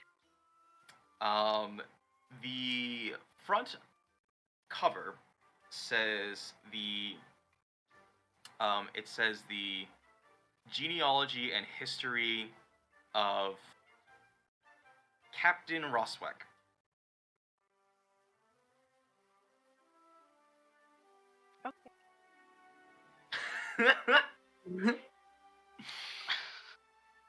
I'm gonna ring the little bell on the counter. Yeah. And you startle him, and he's like, "Ah! Oh, hi." How's it We going? We don't get a lot of Steely? people. That's me. You're not from around here, I take it. No, we're not. Given your are you guys like looking up like little kids onto the countertop? Oh, You're yeah. just like you're just like, please, may I have some more?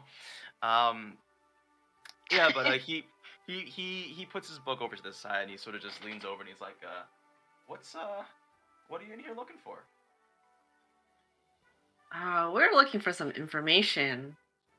So we're adventurers, and we might have set free a 200-year-old orc from.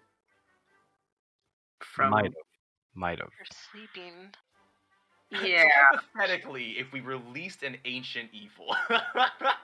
Yeah, we were wondering. We just wanted some information about this orc that we might or might not have released into the world. So It was in an that old sounds- dusty coffin. There were 3 dragons that we had to kill. Know anything So- about that? Hypothetically, That's of course. well, I can point you in the right direction, but there were a lot of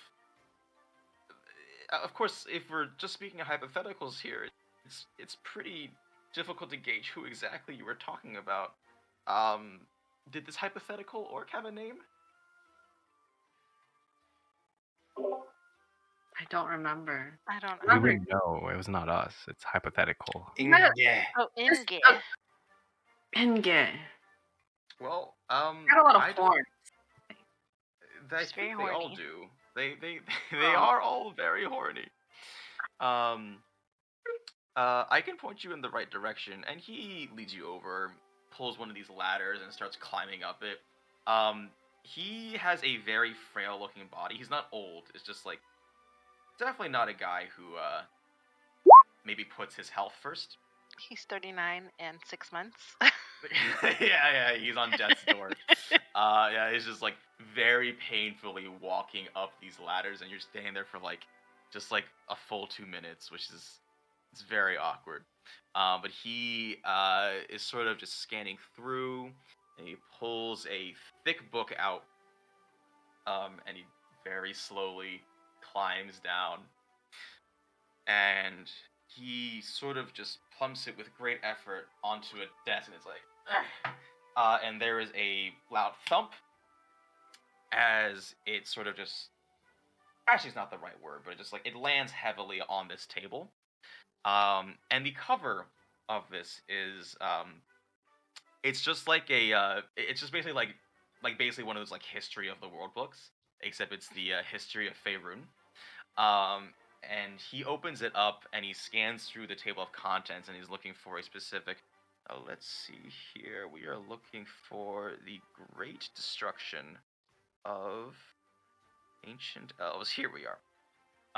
And he flips to like maybe halfway through this dense book, and you peer over it and you read alongside, and it depicts this in great detail, this historical event that you've heard from tangentially from a couple of people already by this point, but 2,000 years ago, there was this ancient civilization of elves that at the time, they were far more advanced in every way from every other species that existed.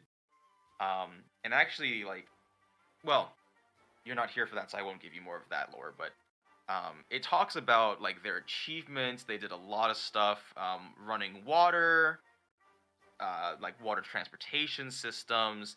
They talk a lot about sort of how much of a role these elves played in the dissemination of magic and the training of people in wizardry. They actually established the first wizard school because they were pretty much like the first civilization to be able to tap into this magical energy that permeates this world. And there's a big section about the destruction of this civilization that talks about how a number of other basically entities, you know, like there was a bunch of orcs, there were a bunch of like, I wouldn't call them demons, but it's like pre-tieflings, bunch of, and there were other ones. There were definitely like humans as well, like primitive humans that sort of just, for whatever reason, motives are kind of unclear. It might just be sort of, this is what happens when any one society gets too big and too powerful, is that it doesn't collapse on itself, but this sudden influx of violence and strange coordination between these more primitive and very diverse species just went in and razed the entire thing to the ground. There's a little section about a possible earthquake because there was like this huge crack that opened up that it's still debated whether or not that was caused by people kind or by some other force. But yeah, and there's very more specific details, and he flips to like, who were the ancient orcs that were involved in this. And one of those names is Inge. And it says that she was a very cunning and very ruthless head of this assault. And it sort of depicts like the number of battles she was involved in and a bunch of minutia that I'm not going to go through. Is there anything detailing what weaknesses or vulnerabilities? I don't know if that book Sure. would have that.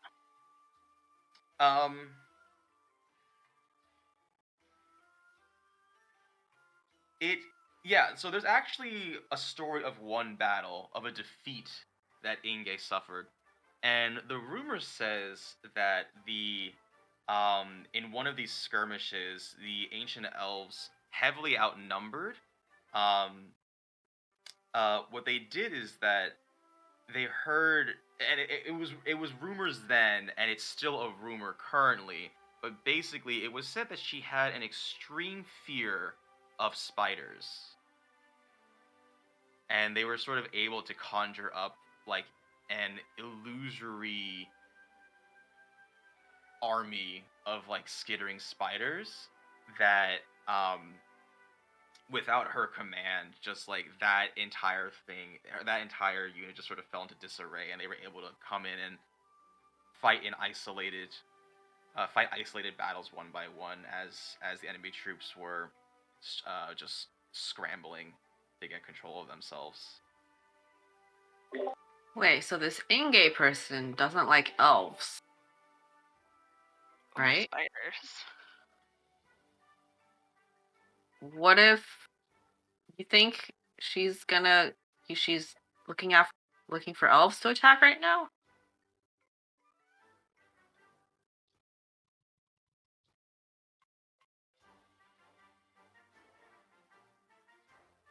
I wonder if Sorcerer's in trouble. Like, why would Inge attack an orc town? Well, and sorry, there's a siren. Something's happening. They're coming for me. Reedy says, so hypothetically speaking, I mean,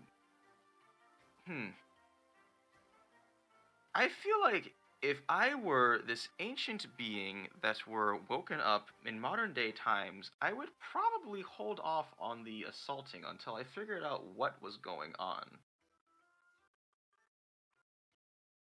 Now, according to this, it says that she was quite a powerful sorcerer. Or, I guess, wizard. Well, it was a little murky back then. What's the difference between wizards and sorcerers? Wizards are... This is the idea. Sorcerers are born naturally with their powers. Or should I say, everybody to a certain extent is born with the ability. Sorcerers just find out very early on through various mechanisms how to tap into it. So, in theory, I could be able to cast magic. Now, the difference between us and sorcerers is that sorcerers just know from birth. They just figure it out. And there's a lot of different reasons for this. Some of them, actually, like your friend here, if I'm assuming correctly, have draconic bloodline, and magic is an inherent part of that blood. Others have different reasons. Perhaps they were born amidst a intersection of magic interference in our plane, and that sort of attuned them. There's a lot of different reasons, but wizards are those who actually study the arcane arts. Sorcerers, magic just comes to them. They don't. I lit a house on fire. Right. It just sort of happens. And with all due respect, you may not fully understand how you're doing it. You just know how to do it without understanding why. Wizards, on the other hand, for the most part, they go to wizard schools and they study, they learn. It's actually for that reason why wizards are able to hold on to many more spells than sorcerers, because for them it's just a matter of memorizing.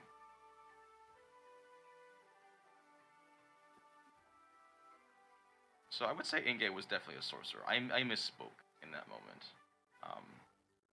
There were not wizard schools that she would have access to, unless there was. I think the history of the ancient orcs wasn't as very detailed, because really the only accounts of this were any surviving records from the destruction of the civilization. If she's a sorcerer, I wonder if the sorcerers in Kars would know about her. Yeah. And if they might be able to tell us more. Well, thank you for the information. Oh, of course. I mean, it's an open access library. You're free to come here whenever you want. Just don't take anything without making a reservation. We want to keep good bookkeeping here. Oh, library card? Copier? Yeah, we have a library card system. You want one? Nah, I'm good. That's Copier? probably fair. What? You have that technology? They do have cell phones. Take a picture. Is there anything against that in the real world? Can you scan library books legally? I mean, you can, but like, legally speaking, can you do that? That's what I used to do at university. Yeah, like Check out the book professors. and stuff. That's true. Professors would give you a reader, and it's like literally just scans of other things. Right. I'm not saying it's not done, because I also had that experience, but like, technically it's not legal, I think. It's educational purposes. Could be fair use.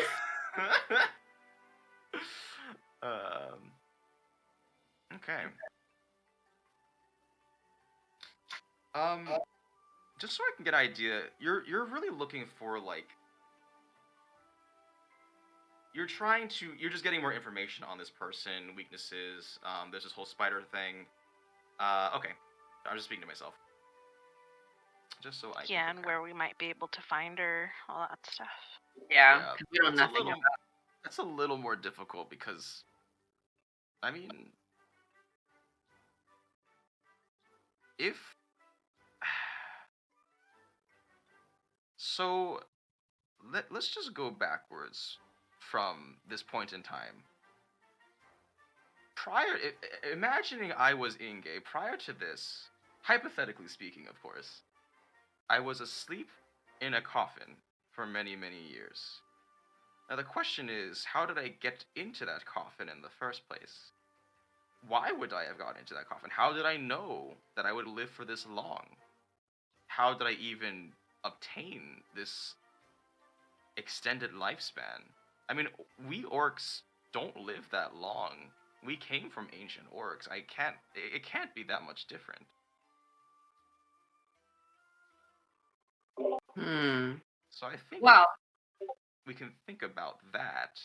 I do have a water skin filled with some water I took from the place we were at. I'm gonna show this to history here. It's very pretty, but I have literally no idea what that is. You know anyone who might be able to look at this and see what it is?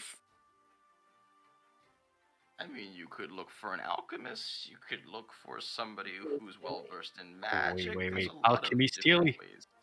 Alchemy Steely. Fuck A yeah. lot of different ways you could do this. Okay. Yeah. Alchemy Steely's the man. Actually, the orc we need. Okay. I'll go pay Alchemy a visit. Before we leave, I'm gonna look back through the book again. Yeah, and sure. I'm gonna see if there's anything relating to her death, or if she disappeared, or where. Oh, sure. There's actually a little addendum after her last known fight, and it says the fate of Inge is unknown. Okay. I'm gonna grab some of my bat guano and put it on a piece of paper and close it. And then kind of just without Reedy Steely looking. Oh, without him looking. Okay, because I thought you did it in front of him. Yeah, totally. I Sleight stared of- right at him. Yeah, sleight of hand. Sleight of hand. I'm gonna roll a perception check, I guess. Wait, you're putting poop on the page?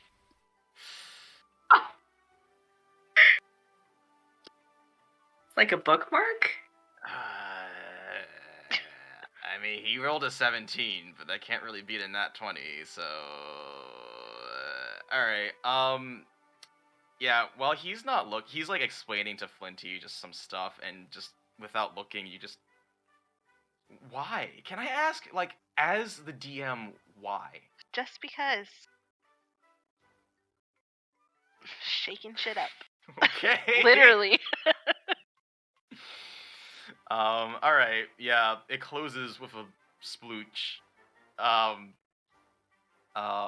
Before he notices anything wrong with it. Okay. See you later, Reedy Steely. Thank you. As you walk out, you see him stop and, like, sniff the book, and he's like, that's real weird. Must be the wind. That's the last you see of him.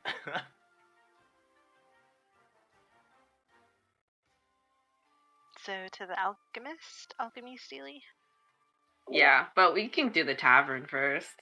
Okay. Yeah, because there were other people who wanted to do stuff. Yeah, Odin, you wanted to go to the tavern. Who did you want to bring? Who wants to go? I'll go. That sounds like fun. Can we just casually see Odin and Ganondorf strolling through the streets and then just kind of follow him? You can probably, like, meet them there. I would assume they were there while you were doing your librarian stuff. Cool. Okay. Alright, so... And then if anybody else, feel free to jump in if you want to participate, of course. But Odin and Eternal, you walk into this tavern. I think taverns may be the wrong way to describe it because it doesn't have that, like, you know, bounce that a typical tavern does. It's a bit more... I mean, there's still definitely drunk people. But it's very... I'm just gonna say it. You think of, like, if you were a feudal Japanese person, you got these little mats you sit on. There's a bunch of... I mean, not sake, because I don't know if sake exists in this world, but some kind of... You know, some kind of grain-based alcohol that you haven't had before. Yeah, there you go. I need to try sake. I haven't had sake yet. But it's pretty much that. There is a... Yeah, we can say there's just, like, there's an orc man. I guess not orc man, because man is a human. Orc male? There's a male orc. There's a male orc who is playing, like, a little... I don't know what it's called. Is it called a shezang? It is that, like, sort of traditional instrument. It's like a guitar, but not really. Like, you're holding, like, it's almost like a fan-shaped thing in your hand. You're just going at it. So it's, you know, it's a good time.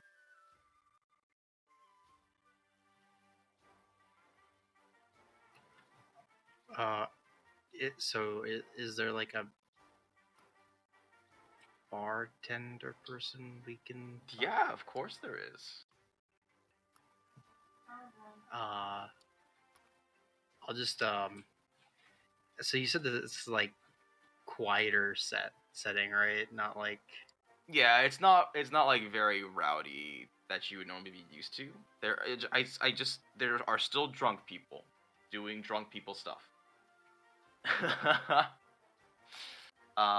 Yeah, so there's a guy who's like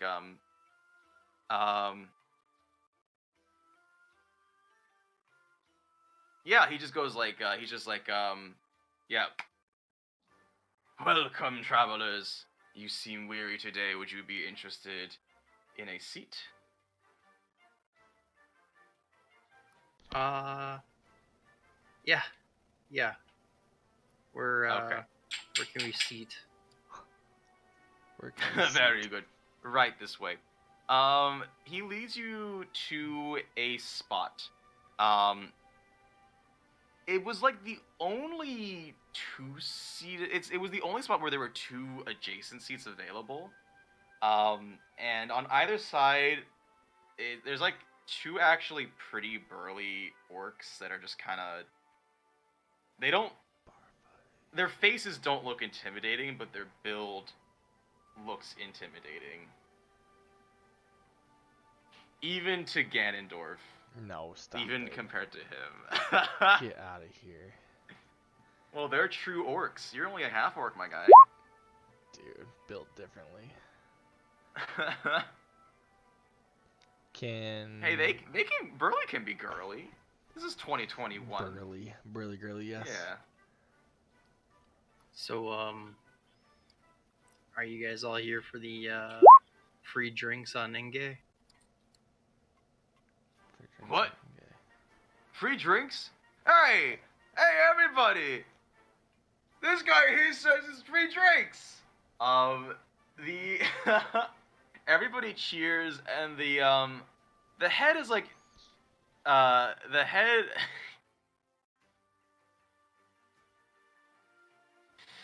No, actually, it expectantly towards you, Odin.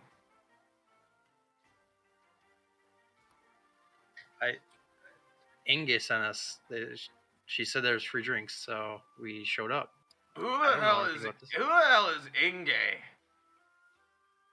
He's not a Brazilian native with a name like that. She said she came from here. Said if we ever go to this tavern, we can get free drinks. We just had to bring up her name. Surely somebody knows. Odin, when you mention Inge,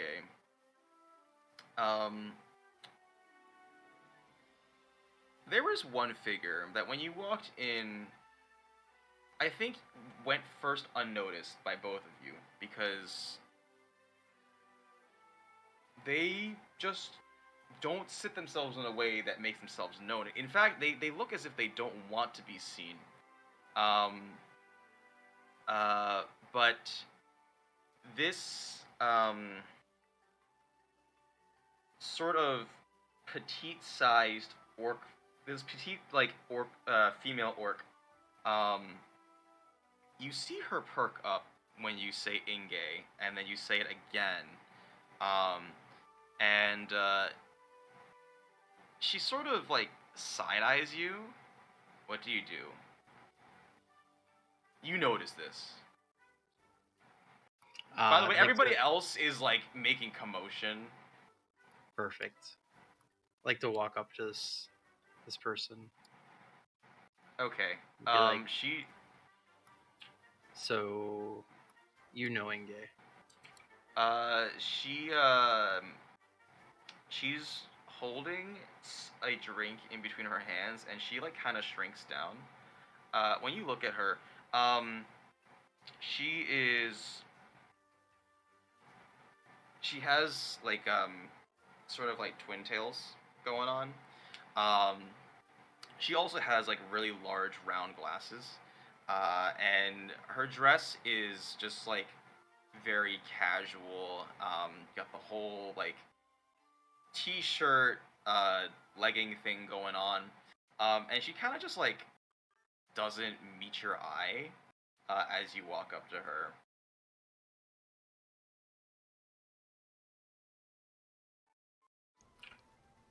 We're not here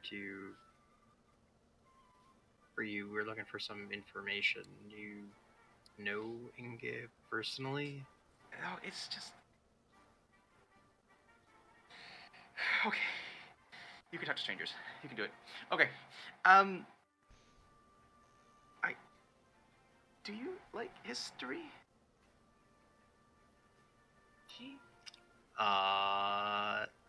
Nope, not unless it's gonna help me out. I'm all ears. Oh. For a moment, I thought there was someone else who was interested in history, but that's okay. I was just anyways, where'd you hear that name from? What's your name, by the way? My name is Odin, and what is yours? I haven't really been given a real name yet, but yeah, my name, I guess, is Orza, but my real name is to be determined. Is it Orza? Yes. Orza. Orza. She's got both of her legs up on, just like, you know. Well, Orza, do you like adventures? He's not wearing Uggs. Orza Wow. and their Okay. Uggs? Apparently, wearing normal clothes makes you a basic bitch, but Yeah. No, it's just like casual. Like it didn't look like she was dressed to see anybody. She was just there. Sorry. Did you ask if she liked adventures? I was Yes. distracted.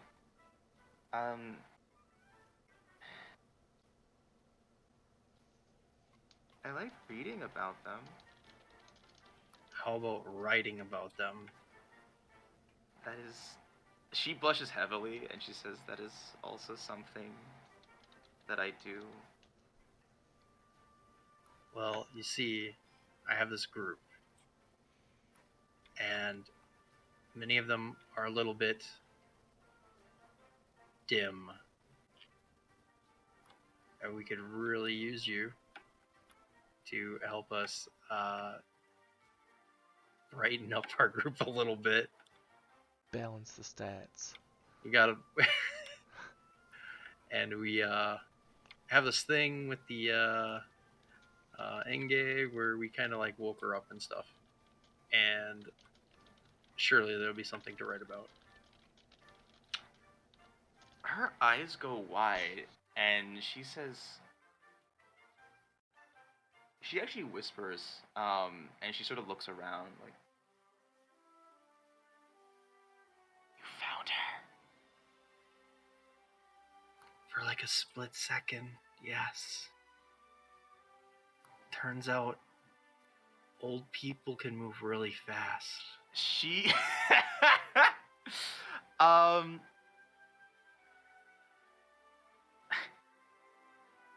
We should go somewhere else.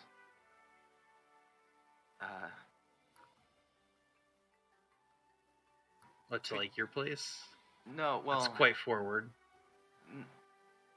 That's not what I meant. Oh yeah, okay. I meant like not here, where people are... Oh, Yeah. gotcha. Well, I've some friends here. We can all go elsewhere. Our friend's got this really cool hut you can hide out in. We got this really cool hut. You can see everybody. They can't see you. It sounds perfect for you. You can do all your studies in there. It should be great. I guess I'll...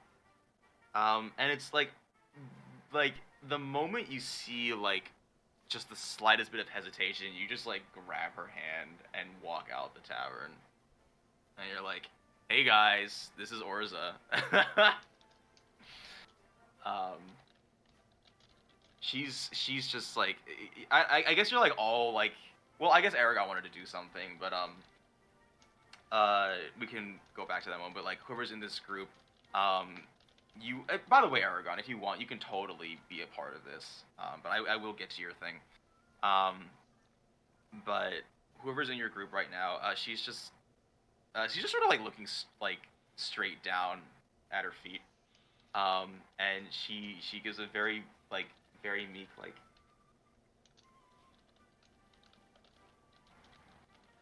Hi. Hi. Do you have any wheels and steels?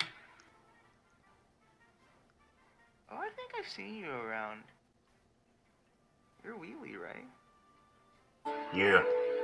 What's your name? I don't have a name yet, but I'm called Orza. Hi, Orza. She's nerdy Steely now. I mean, I guess. Why am I here, guys? Okay, so here's the deal. We want you to come and join our group and be a journalist and help us with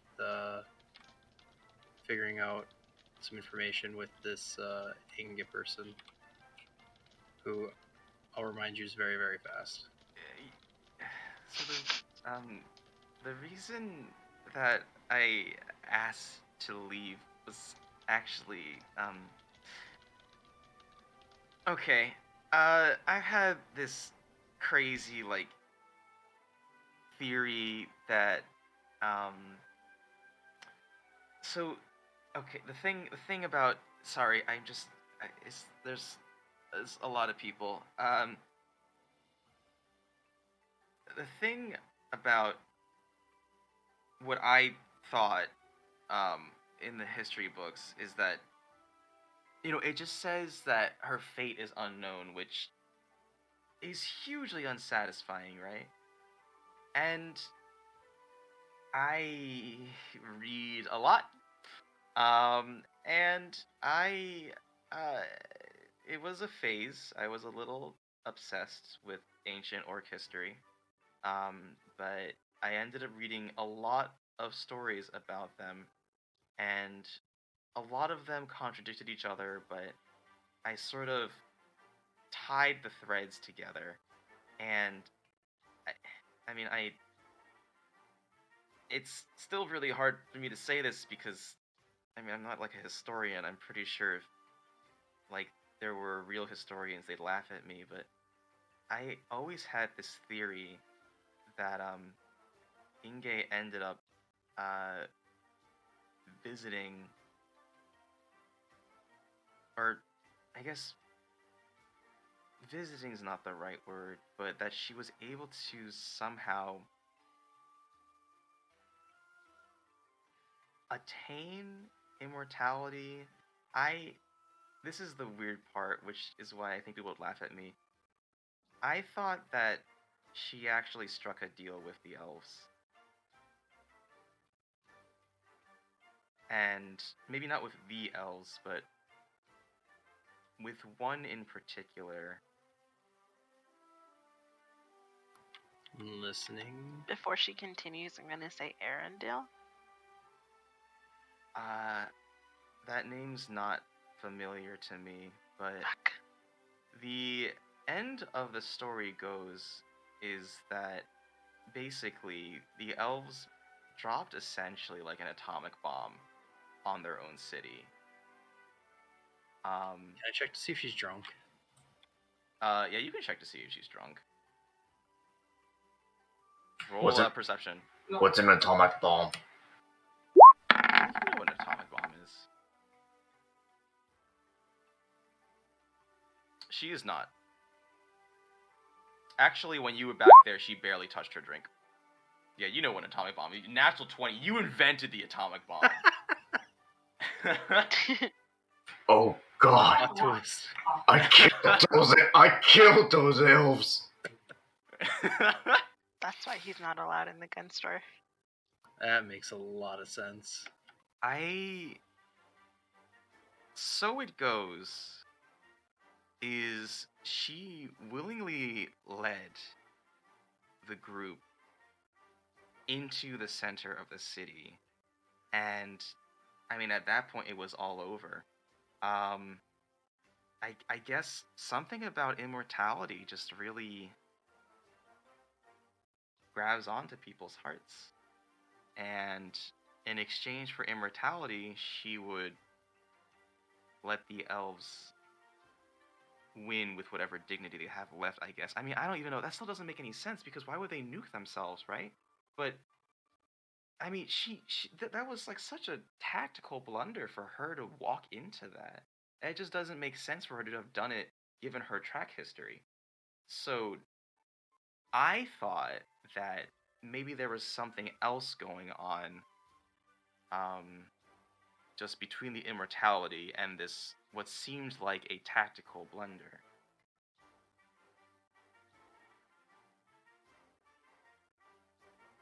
So hypothetically, if Inge was still alive, what would she do?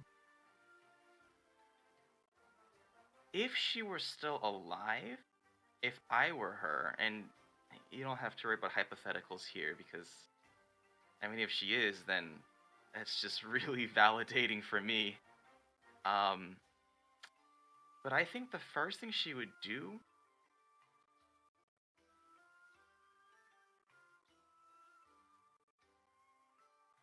she'd either want to see the site of destruction, or she would want to go check in on wherever her original clan was. Now, the site of destruction is quite far from here, but if it was the latter, I could show you where that is. Sure, that would be very useful. Are you guys adopting me? Do you not have parents? No, like adopting an NPC. I'm breaking the fourth wall here. Oh yeah. Yeah, we'll adopt the nerd. Alright, Oh, yeah. Jarius. Freaking. Alright, she starts muttering to herself. She's like, this is actually crazy. Like, I'm going on an adventure with a bunch of complete strangers, but okay. Just let me get my things. Yeah, that's pretty cool. Orza has joined your party. That's something I'll figure out how that works next week. What is fourth wall? What is Orza? She just obviously she's an orc, but what class is she? None. None. No. It is. Got it. I'm gonna give her like 5 hit points. That's pointless. She's smart. She's not an adventurer. She's a normal orc person.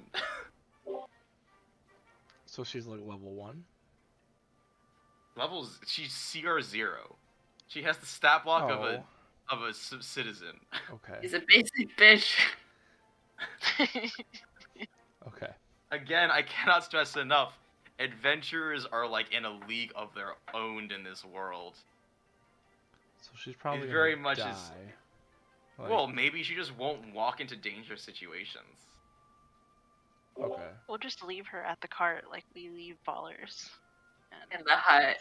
The the fate of 12 Orza is going to NPCs be we on have. you guys. The fate on Orza is going to be up to you guys, but I'm going to try and be consistent to her character because I don't think she would be willing to go into battle. So, I don't need her to go into battle. I just need somebody to write poems of my victories. dude, hey, I'm just saying maybe she becomes a bard depending on your actions. So, to be resolved, I'm writing that down. Oh my gosh. This is day 25. Yes. Yes. Okay. Orza has joined the party.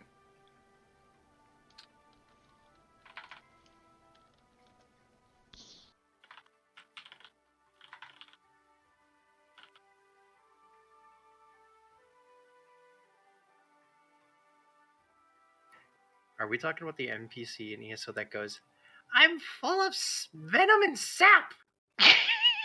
No. It's like the male Argonian. It's like, I'm ready. Oh, you have already killed. Oh, Yeah. that one. Yeah, okay. Yeah. Oh my gosh. Yeah, so let me just write this down. So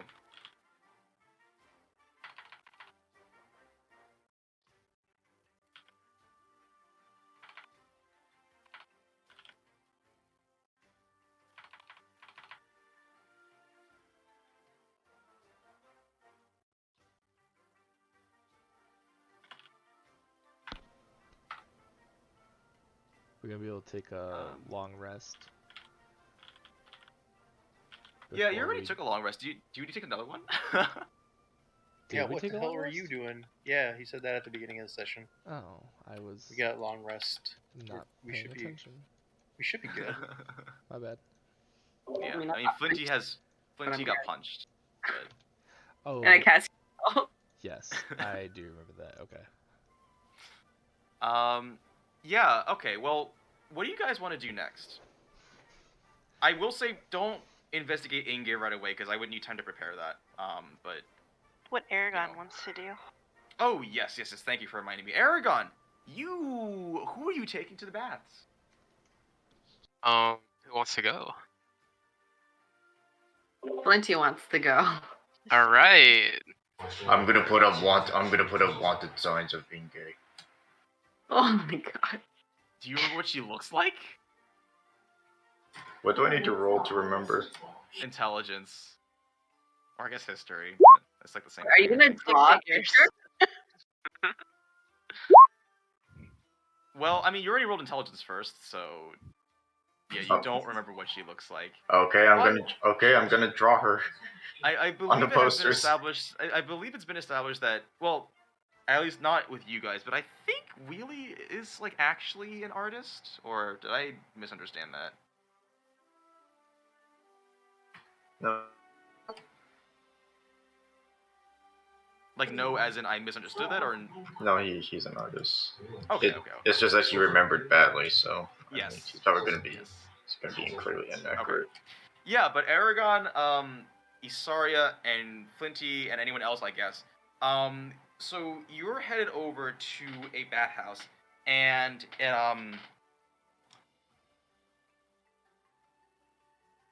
I need inspiration for imagery. Give me a second.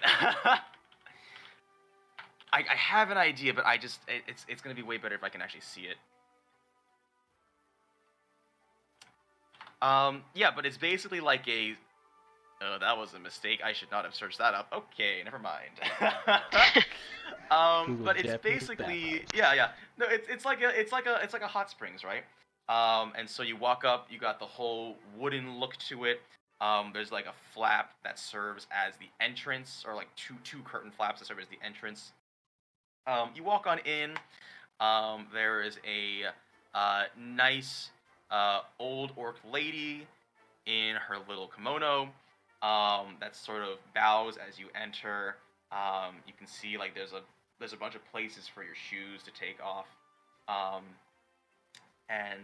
Yep, she sort of bows and she says, "Welcome to Baby Steely's. I assume you're here for hot springs. If so, then we can discuss admittance prices, but otherwise, please enjoy your time here." Sweet. How much does it cost? No, it won't be too much, just enough to sort of fund our operations, but it's 5 gold per person.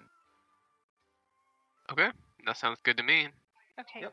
And I we get have different her. package options. If you're interested in some food being brought out to you, we can bump that up to 10. Alternatively, if you would like a back massage as well as a skin scraping with our deluxe package, that'll be 20. So there's a lot of things, but if you're just here for the hot springs, then it'll just be the 5. I would like food, please. I'll take the deluxe package. Okay. How much is I'll the do food. total package for everything? Well, there's sort of like the more you pay, it's everything underneath is included, if that makes sense. So what's the top one? Well, if you want the premium experience, that one is that one's just 50 gold. But that one is we give you the works. It is quite long. It is really a full day thing. So I'd recommend that you set aside time for that. But we have time for hot springs. There's mud baths. We get you fully exfoliated. Really scrub in there, get those pores cleaned out. Go through every every bit of you. Make sure there's no dead skin at all, and you'll come out smooth as a newborn babe. We promise you that, and as relaxed as can possibly be. You will want to melt, basically. All Alright. I still want the deluxe package. Okay. I'm interested, but Well- I don't know how my arm's gonna hold up to that Yes, that tissue is stuff. very interesting. But those are your options. I am here however you need. But go ahead. Okay, so Eragon, if you're doing deluxe, that's 20, and then Isarya and Flinty 10 for the springs and the food. I'll do the deluxe. Okay, so just the 20. Yep. Okay. Is anybody else joining them in the hot springs? That's Some- not really my vibe. I'm gonna pass. They have mimosas. I'm busy drawing posters. I'll join them. Danger?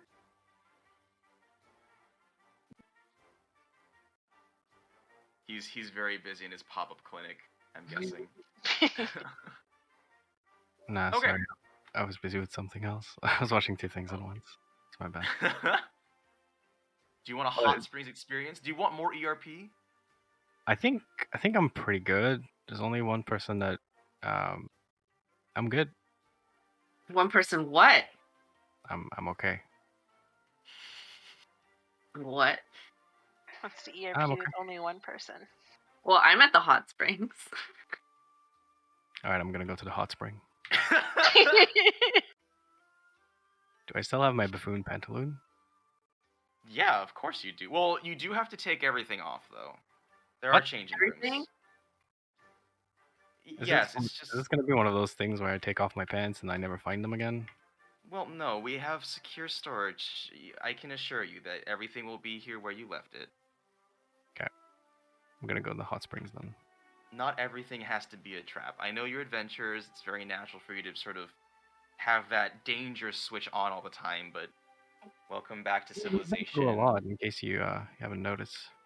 That's very true, and we hope that your stay here will relieve you of those burdens. So what kind of package would you like, sir? Oh my god. Is there like a full body massage? Yes, that would be included in our premium, the works I would recommend, 50 gold. That's actually pretty cheap. I'll take that. Okay. Hildorf Pog is getting the full body treatment. Yeah, but you guys, Body? it's like everything, man. Okay, I'm interested then. Yeah. So you guys go into your changing rooms, and you're doing changing stuff, I guess. Yeah. But you go about your little hot springs. For those of you who ordered the advanced package with the food, they bring out some nice, like, slightly sweet, slightly sour, clear drinks. You're not quite sure what it is, but it's very refreshing. And there's some light snacks. As you said, there are mimosas. Yeah, and it is a it's a mixed bath, but people just sort of I think with your party they sort of set aside like a place for you, so you don't have to worry about like weird strangers just chilling. Unless you want that, I can just have like one guy there just like, hey. Can it be creepy Steely? Creepy Steely. Oh my Rubbing god. his belly button. Okay.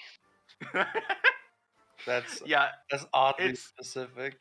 your hot springs is completely empty save for one guy who is this very creepy looking orc figure who's just like sitting there at the edge. And as you walk in, he actually like doesn't even smile. He just stares at each of you individually, which is really weird because he's one person and you are many people. What? There's only one person in the bath? I was trying to get with a cute guy over here. There is also a cute guy. Okay. Sweet.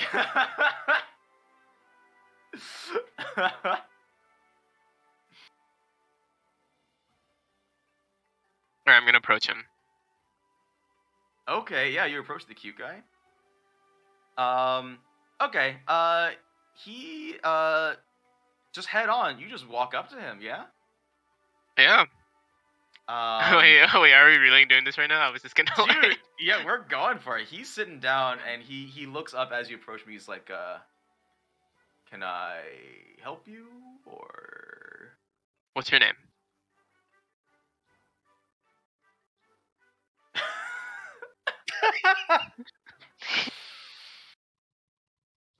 My name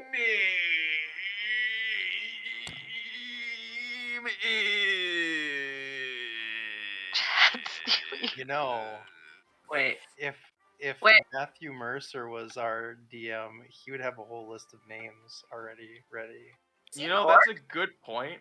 That's a good point. That's a very good point. What is this guy's name? But if I had Critical Role as my players, I'd expect you guys to be talking a lot more. So right back at ya. Fair. Yes, everybody here is an orc. Yeah, my name's he Chad. Because he can be like a Tanner or a Brad.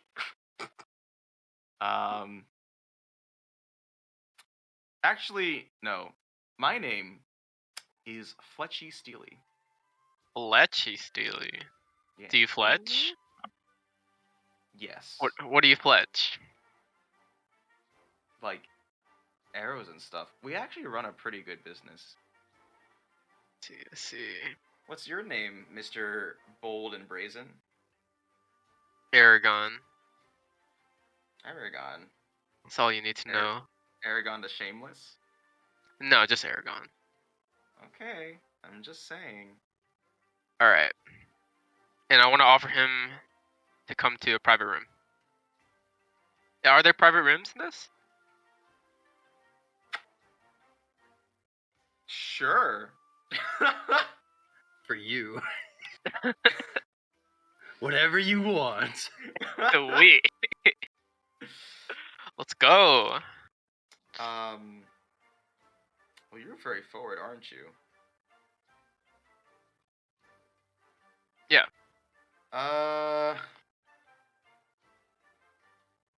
Roll performance. Performance. Also, this entire time, Creepy Steely has just been staring at you. Oh. I notice, and I'll stare at him back. Okay. He doesn't break eye contact. I don't break eye contact. Well, then I guess we're gonna be here for a long time. Fletchy says, "You don't enable him. He's weird." Flinty's gonna cast minor illusion, and Flinty's gonna make like fart sound and bubbles like right next to Creepy Steely. Okay, yeah, Eragon, you see this. Can I cast light next to his butt as well? Oh wait, no, I have to touch it. Never mind. You have to touch it. It's not worth it.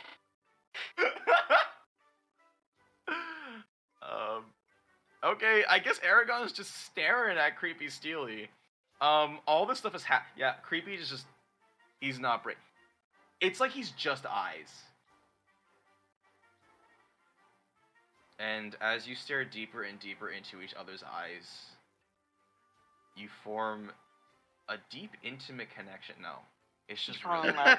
Both of you are being really weird right now. Wait, no one's gonna react to the fart. Apparently. Well, Fletchy does. Fletchy definitely cringes at that. Okay, so while I continue to stare back because I never lose the staring contest. Wait, hold on. Okay, yeah. What are you doing? I'm gonna grab Fletchy Steely's hand, and I'm gonna take him to the private room. So lecherous. For the well, never taking eye contact off. Roll Constitution. Okay. I get a +2, right? If that's what your Constitution is, then yeah. Oh no, because of the cloak. Ew. He never takes it off. Well, that's true, actually. Yeah, I guess that wouldn't have been taken off. I guess Ganondorf also is just like a death grip on his sword.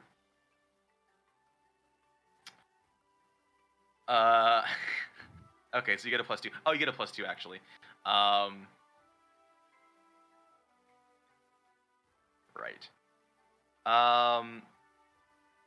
Oh, by the way,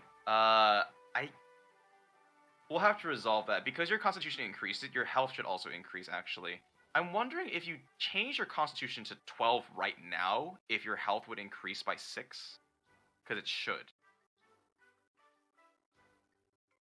Okay. Try changing the number to 12 below. It should make the big one 1. If it doesn't change your current hit points, then you can just do it manually. But Okay, so I changed. Okay. Wait, I don't know how to change this. You just double click the number below it.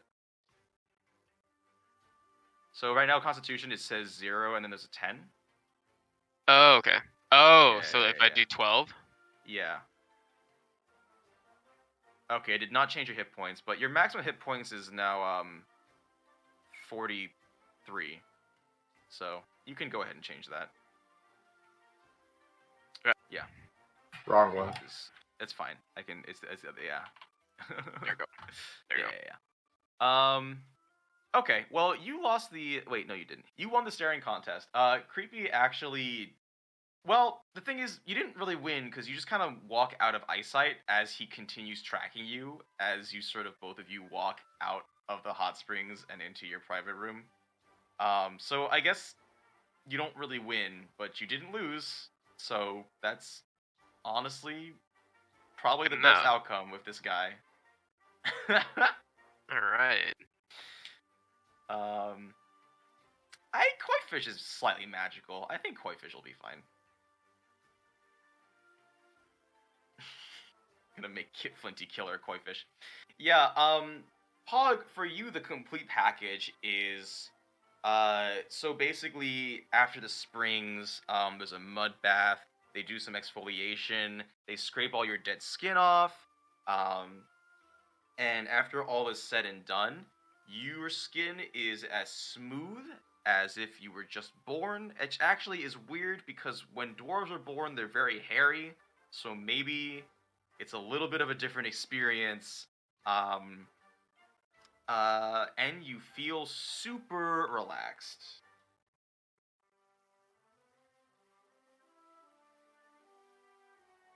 Okay, cool.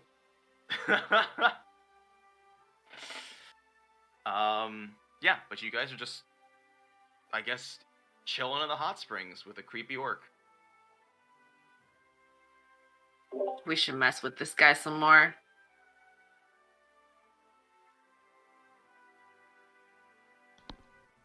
It's already, I agree. It's if I were there, hot, but like if I lit my gauntlet on fire with flame blade and like shoved it in the water, would that make it hotter? Only one way to find out. Alright, I am going to light my flame blade up on my gauntlet and just kind of slowly start dipping it into the water. Okay. If you are, who is next to Ganondorf? Probably creepy. Apparently no. Okay, so you actually walk up to him because he has not moved from his position. Okay. And a extending rod-like figure appears underwater. It gets very hot. Ganondorf, I need you to roll a Constitution saving throw. Because your arm is immune, but the rest of your body is a different issue.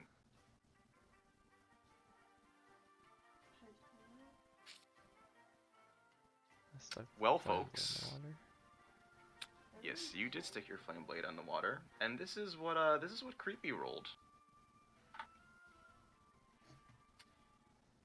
Can't lie about that. So it actually gets really hot, and you either lift your hand out of the water or you just like stop channeling it, because it gets real hot for you. and this entire time, he's just staring at you with these giant eyes. His head is like only eyes. They're just huge. That's really creepy. And they're super dry and crusty. He needs some like Visine or something. Gonna have to talk to the town alchemist about this. Dry eyes. Get clear eyes. That's the one. Damn it, this sucks. I was hoping to burn him. I mean, you might have. He just didn't react to it. That's so creepy. He's just sitting there. I guess. Staring. How long have you been here, creepy Steely? He doesn't say anything. Oh God, why? Just stares at you. I'm gonna charm him. What if he's deaf and blind? Yeah, what if? I guess maybe.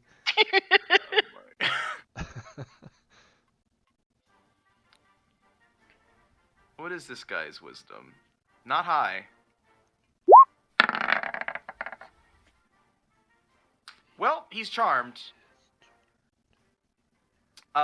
He sees you as a friendly acquaintance, Flinty. So he turns to you and stares at you and smiles. Wow, how long have you been here? In this bath? He still doesn't say anything. Okay, I'm gonna make myself very beautiful. I'm gonna come to speak.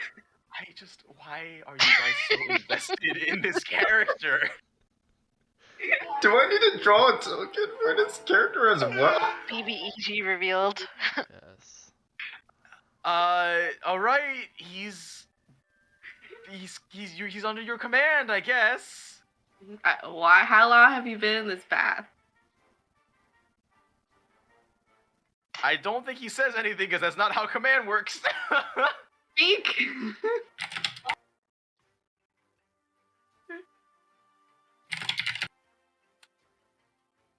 Hi.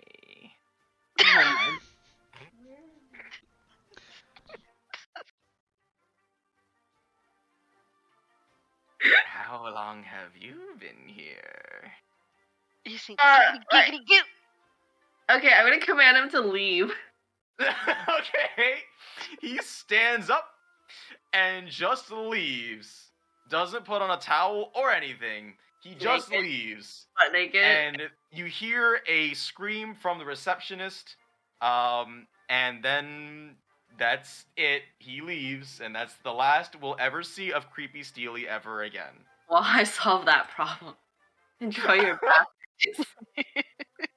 Wait, what's going on here? Oh, it's just creepy. But you Yeah, I know guess you see him. He's just walking the streets buck naked. Seems like it's a regular occurrence, unfortunately. Not again. Oh man. But yeah, you guys have a good time in the bath. Eragon, I mean, I guess you're getting rest in a different kind of way. Do I have to roll anything? What do I Do you want to roll anything? Should I? Yeah, I'll roll.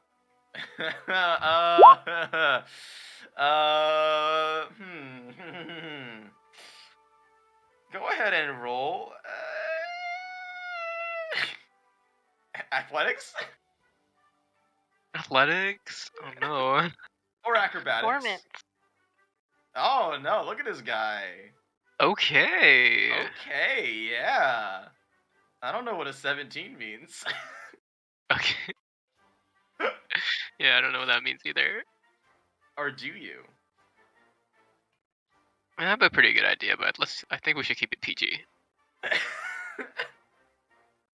I think we crossed that line when Flinty and Pog did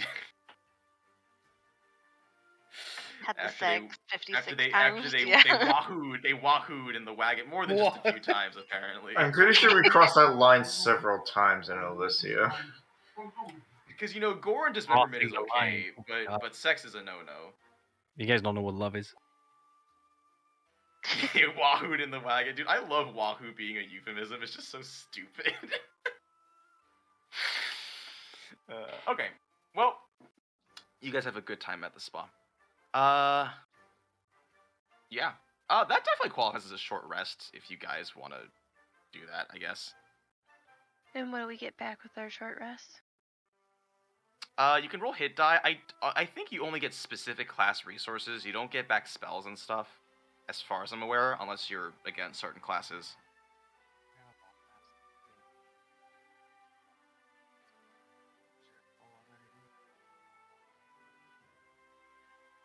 But yeah. What are we doing next?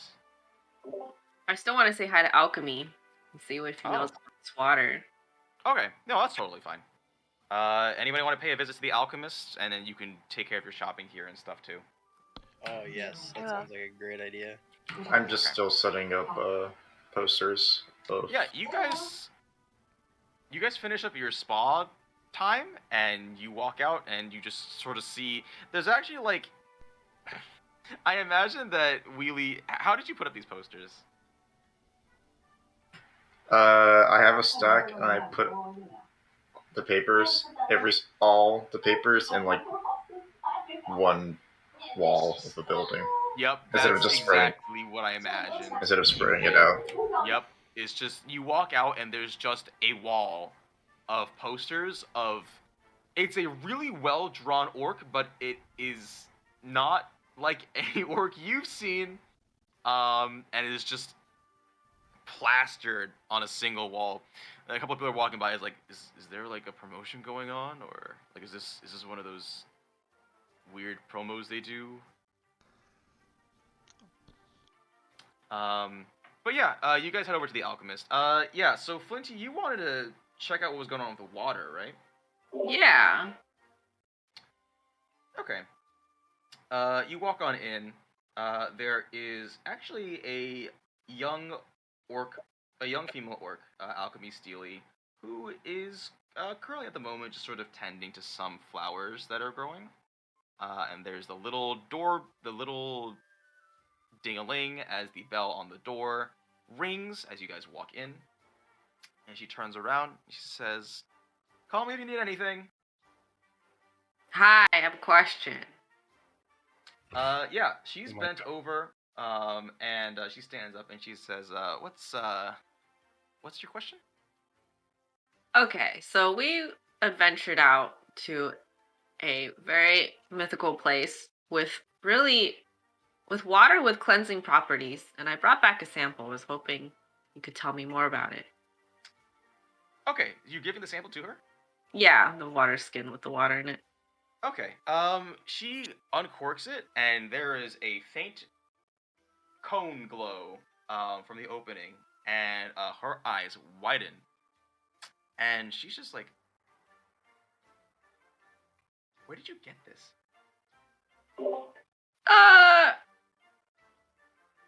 I point to the general direction. I don't know. Okay, that's not very helpful. But yeah, so can I sample some? Sure. She pours some out into a small vial. And she looks at it. And she actually brings it back, and there's like a bunch of alchemist kit stuff going on there. There's like a, one of those weird boilers. There's a bunch of just like spirally shaped glassware. Excuse me. And she's like running some tests. She's like dipping like paper in it and like looking at the paper, and she's like mixing drops with other stuff. She takes like a vial that has like a big skull on it. And she just like sort of pours that into a little dish, and she takes some of the water you gave her and sort of like pipettes it in. And you watch as this bubbly, gross, poisonous looking liquid, as this like purifying power just spreads through it, and it adapts the appearance of this magical water you have. And she's like, what is this? I don't know what to call this, but this is amazing. Oh, I was hoping you could tell me more about it, but I guess you don't know. Well, I mean, I can just from what I'm running, like it's purifying like everything, like, and she takes the little dish that had this poison, and she says, she looks at the camera and says, "Kids, don't try this at home," and she just drinks it, and she says, like, I shouldn't be able to do that. That's pretty cool. It's just a cure-all. I mean, we could like, I don't know if it works on like fevers or anything, but like, you discovered this. Like, you could name it if you want. I've never seen anything like this. Well, if you want more, just follow the forest fire. The what? Forest fire. Did someone say fire? Well, thank you for... I won't take this from you, by the way. Thank you for the sample. I will see what more I can glean from this. But did you want anything else, or were you just here to share information? Nope. Well, it's very kind of you. Yeah.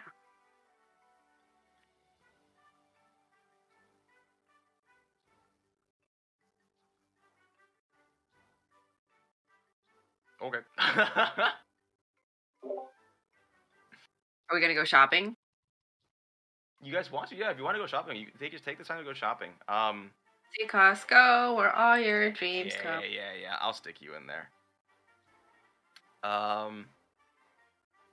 Yeah, I think just go ahead, take time to go shopping, and we'll start winding down. I won't throw you into like a super crazy thing. But take a break, shop around, do what you want. Where's my fantasy Costco? There you are.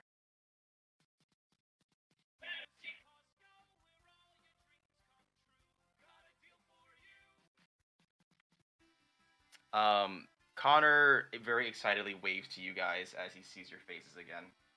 But yeah, go ahead and do your shopping. Write down what you get. I'm gonna go use the restroom. Welcome to Fantasy Costco. How may we help you? Yeah, Jeremy is like, welcome to Fantasy Costco, where all your dreams come true. How can we make your dreams come true today? I know I've seen you guys before, but they make me do that every time, but hi.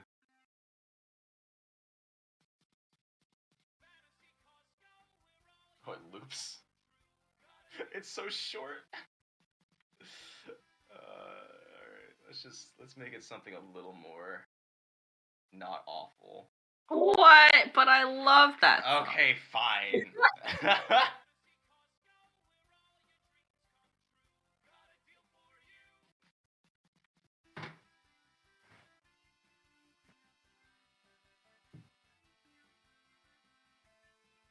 I have to blow on my gold.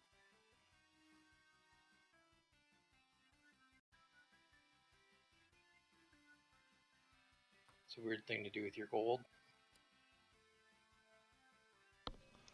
I don't think he's updated it since we last bought stuff, though. No. I kind of want stuff, though. I'm wondering that. I mean, like, even the stuff we bought before is still listed on there. Like, the all or nothing coin that I have is still there. It's just not crossed out or whatever. Oh, yeah. At least on the Excel spreadsheet he has on the Google Drive. Mm-hmm. I wonder if the Ring of Grammarian, like, if you can cast spells that don't exist officially. That's awesome. Because, like, instead of light, I can cast blight. Maybe. I think it says you can alter it, not necessarily add to it. Alter one letter? I mean, I mean, it's still.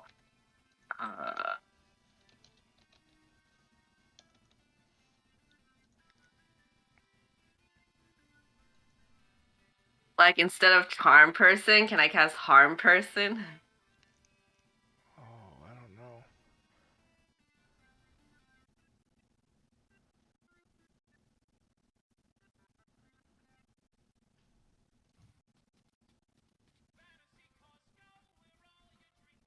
Like, you could do, like, instead of remove curse, you could do remove purse.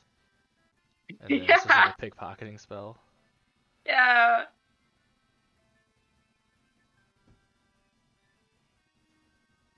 Or, like, instead of using Thunder Wave, you could use Thunder Dave. It's just summon some dude named Dave. Instead of healing word, it's healing Nord. There you go. Could be like a Daedric trickery ring. Yeah. So it would be like create wounds. No, yeah, it's only one letter. You Yeah. can change. Instead of Liamon's tiny hut, I can cast Liamon's tiny hat. Healing curds. Oh yeah. I think you can use it if you drop a letter, because I'm like looking at examples of it, and there's disguise elf instead of disguise self. Oh. Josie, we have a question Yeah, what's your question? about the Ring of Grammarian. Like, does the spell have to exist? No. I don't think that's even possible. Yeah, that's like super interpretive, basically. Can I, instead of like charm person, can I cast harm person? Yes. Removing one letter. Okay. Yes, you would be able to do that, and I'd have to figure out what the heck that means. And instead of light, I can cast blight. Well, I don't think you'd be able to cast the actual spell blight using light, because that would be broken. But yes, you'd cast a variant of it, I think. Okay. Cool.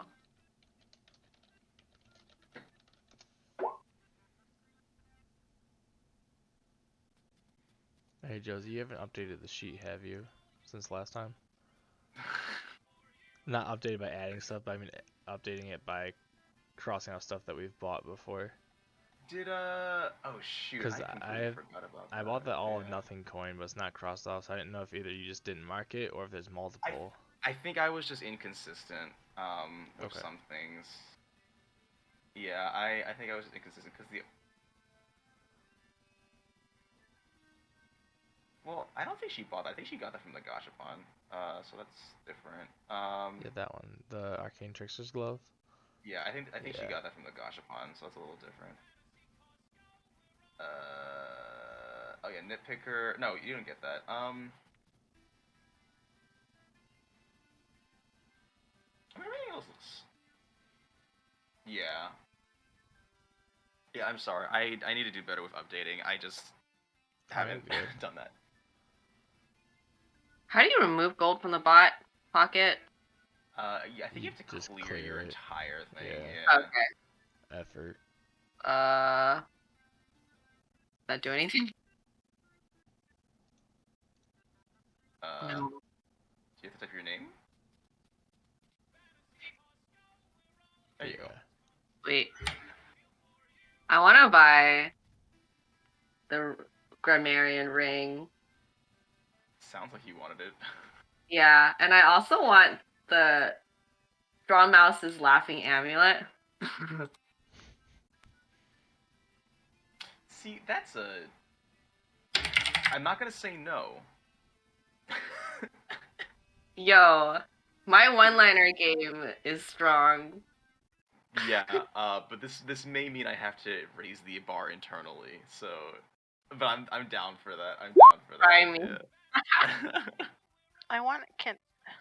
Does Fantasy Costco have like a bag of holding or anything?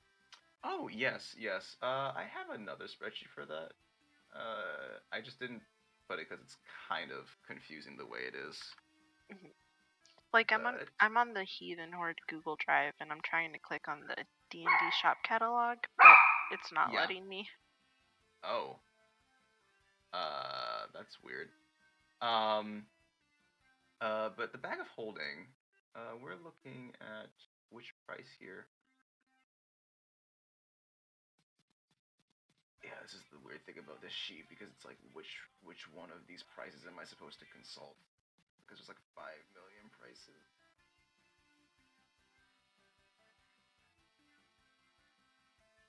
Oh yeah, okay, I see what it is. The bag of holding is 500.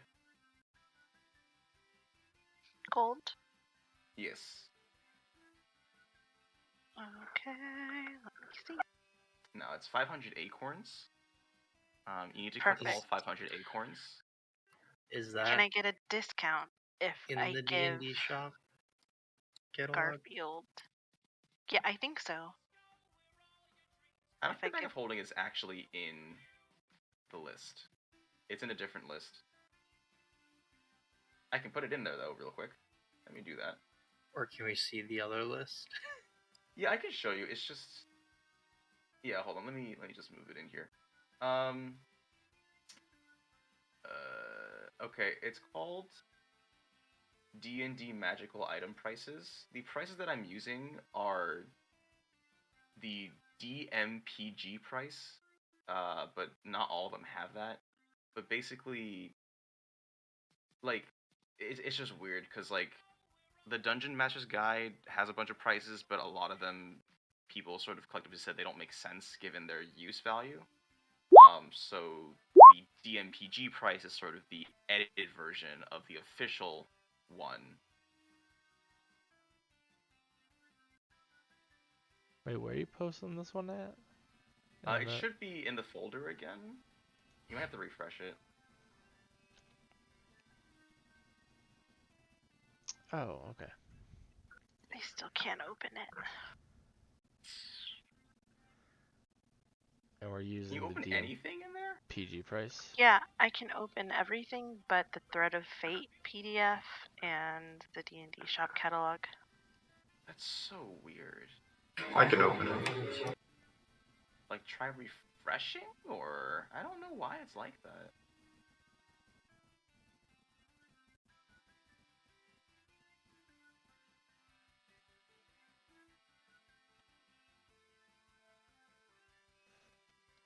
Not sure. Yeah, that's weird. I mean, the links, I can see if I can find the original links that lead to them. You said you're using DMG. Yeah, DMPG. Column C.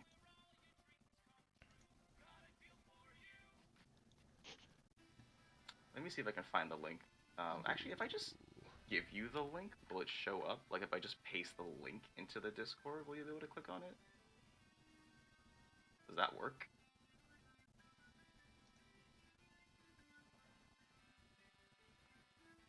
Yep, that works. Okay, that's weird. I can't do that for the PDF though, but I could download the PDF and upload it. There's a necklace of fireballs for. Hold on.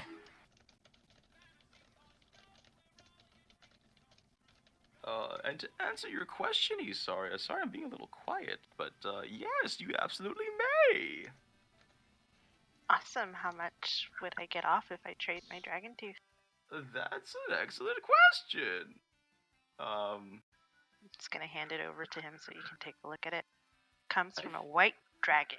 It definitely, I mean, it is a trophy for sure. I would say that this could equate to like 75 gold. And what about the scales that I have? Your scales. Hey, it could be useful to. Don't just an bring a alchemist. full dragon while you're at it. Didn't we have? Who, Wheelie? Did you take the heads? I have the heads. Oh, I You're, have you're, the still heads. you're still carrying them with you. I absolutely am. see. But yeah, I have a My head. plans to construct an undead dragon army are slowly coming to fruition. I mean, what? Speaking of, how is our demon friend? Oh, you little fake I don't even know what to... I forgot what I called him, but I call him... berry, because he is my precious berry. He's doing wonderfully. We've attracted so many new customers. Good. You wouldn't believe what our profits look like these days. I'm gonna give him the 425. Okay. What did you buy again? A bag of holding. Right. How much do Zillingo White Dragon Head cost? I mean, I don't know, like 100? 100. 100's fair. No, it isn't. No? No? Ganondorf almost died. I think it's worth more than 100 gold. I think a lot of people die. Okay, well, a lot of people working in mines die, but they're paid a pittance, which is actually really not ethical.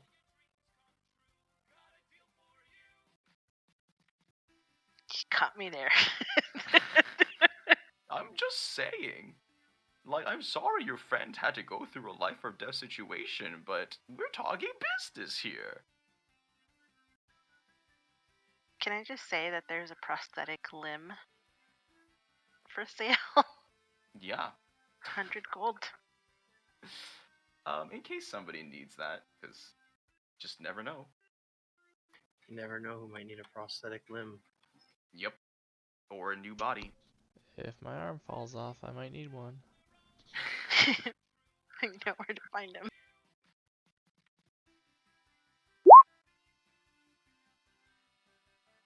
Thank you for your patronage. Wait, so no, not mine. I've been reading this chart that you posted. Yeah. Which one? D&D magic item prices, Yes. but those are not all available, correct? Well, in the I would sense, assume. I mean, I don't see what the harm is. There's a lot of them. It's just Okay. you might come into choice paralysis, but use the DMPG price. I guess theoretically the DM is supposed to set the price for each of these, but since there were so many, I was just like, nah, man. But this is sort of like the other part of Fantasy Costco. So if you wanted to look at different items here, and they should link to their description, but you might need to manually search it up because I think they link directly to D&D Beyond. And if Yeah. you don't own the books, then you can't see it. But you can definitely find like their descriptions just floating on the internet.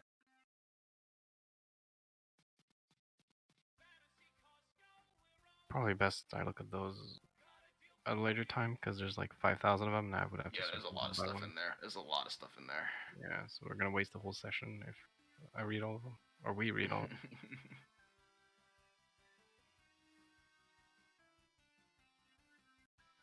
There is a musical instrument. Yeah, there's a couple of those. Yeah.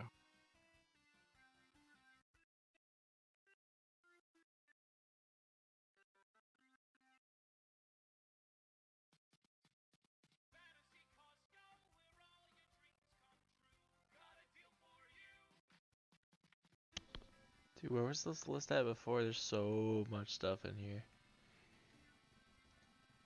Where was it before? Yeah, you didn't have this before, did you? Just add this? Yes, I was dumb. I think I just forgot. Oh. So much Yeah. missed opportunity. I'm sorry. Yeah, okay. it is a lot though. The Fantasy Costco catalog will be for homebrew items. Well, I mean, the All or Nothing coin is mostly homebrew items. I think it was just sort of to whet your appetite for things. So good.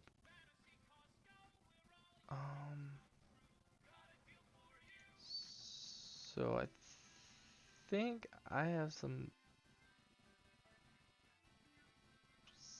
No, I don't.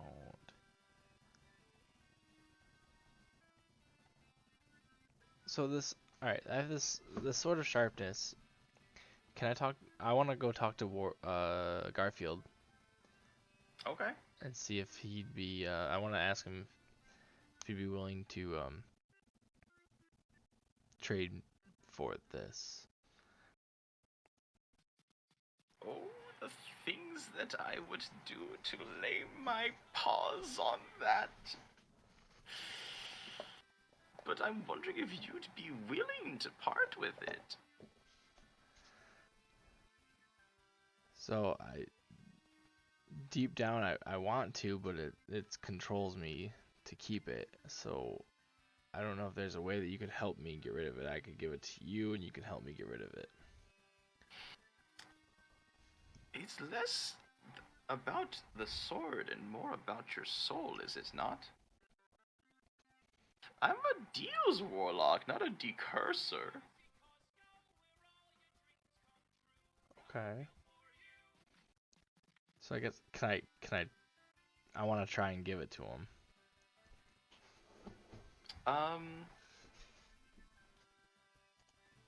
Yeah, go ahead and make a wisdom saving throw.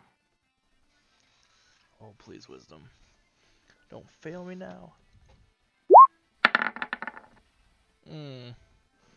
Yeah, no, you failed don't. me. You don't want to. No, I don't. You do not want to. I definitely don't. It belongs to you and you alone. That was a good joke. I was just joking, Frozen Sage. Yep. It was a nice prank. Cool prank. Got you again, bud.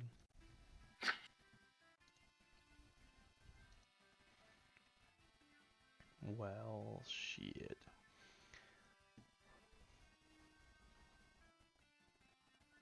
Okay, so there in the magical item prices, it says plus 75 for one of the items. So what does that mean? Like what am I? The Moon Touch sword. It says plus 75 in the DMPG price. Touch sword. Wait, I can just search like a dummy. Mm-hmm. Nope, that's not how you spell that. Oh, it's right there. Moon hyphen touched.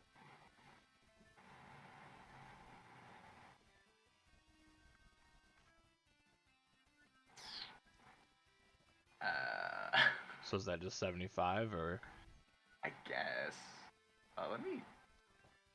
I mean, I don't want to like. No, I mean the DMPG doesn't have a wide range for that price anyways. So yeah, I think you just sort of just take the value and that's fine. I don't know what the pluses mean, to be honest. Okay.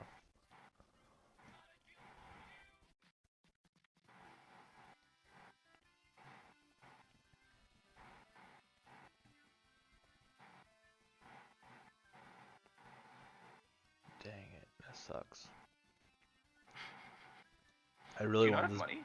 No, I do. I just don't have enough for this thing that I want. But Garfield's such a fucking hard ass.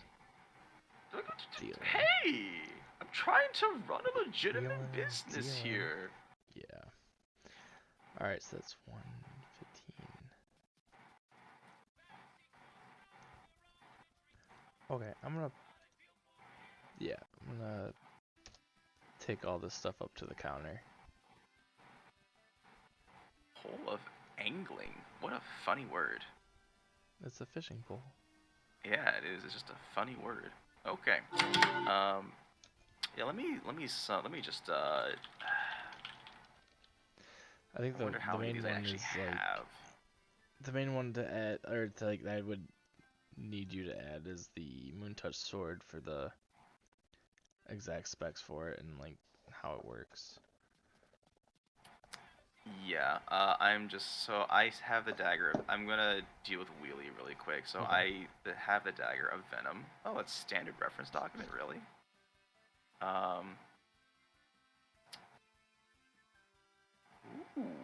Ooh, dang. That one's cool. Let me see if it works when I add it to your inventory. Can I drag it, please? Oh, I added it, I think, twice. Whoops. Maybe. Heck yeah. No, you don't get two. Dual wielding. You don't get two dagger of Venoms. Let me just make sure it's +1, so looks like that all works. Let me check. Yeah, you can go ahead and roll it if you want. See what happens. That should be poison. Poison? Yeah, the second one should be poison. So just change that to poison.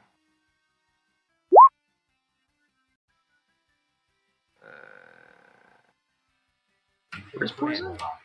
It should say DC damage 2, 2d10. And then it says slashing. Just change that to poison. You can just type in poison. I can't type it. Oh, now I can.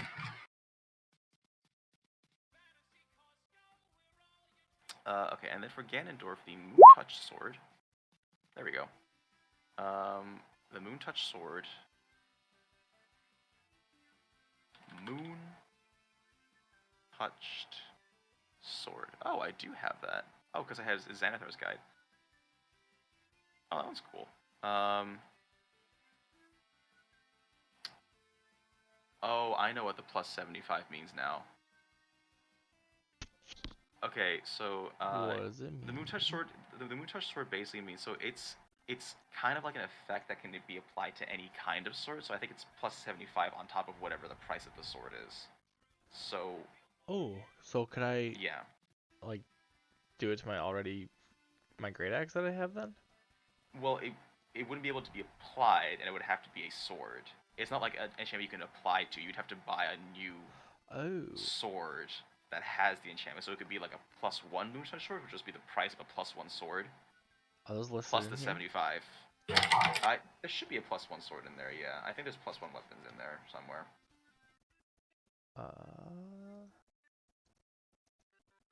There's armor, shield. So Wand of the War Mage. It just says weapon +1. Yeah, then because they're all the same price pretty much. Okay, so I can buy a +1 great axe. Yes, you could buy a +1 great axe.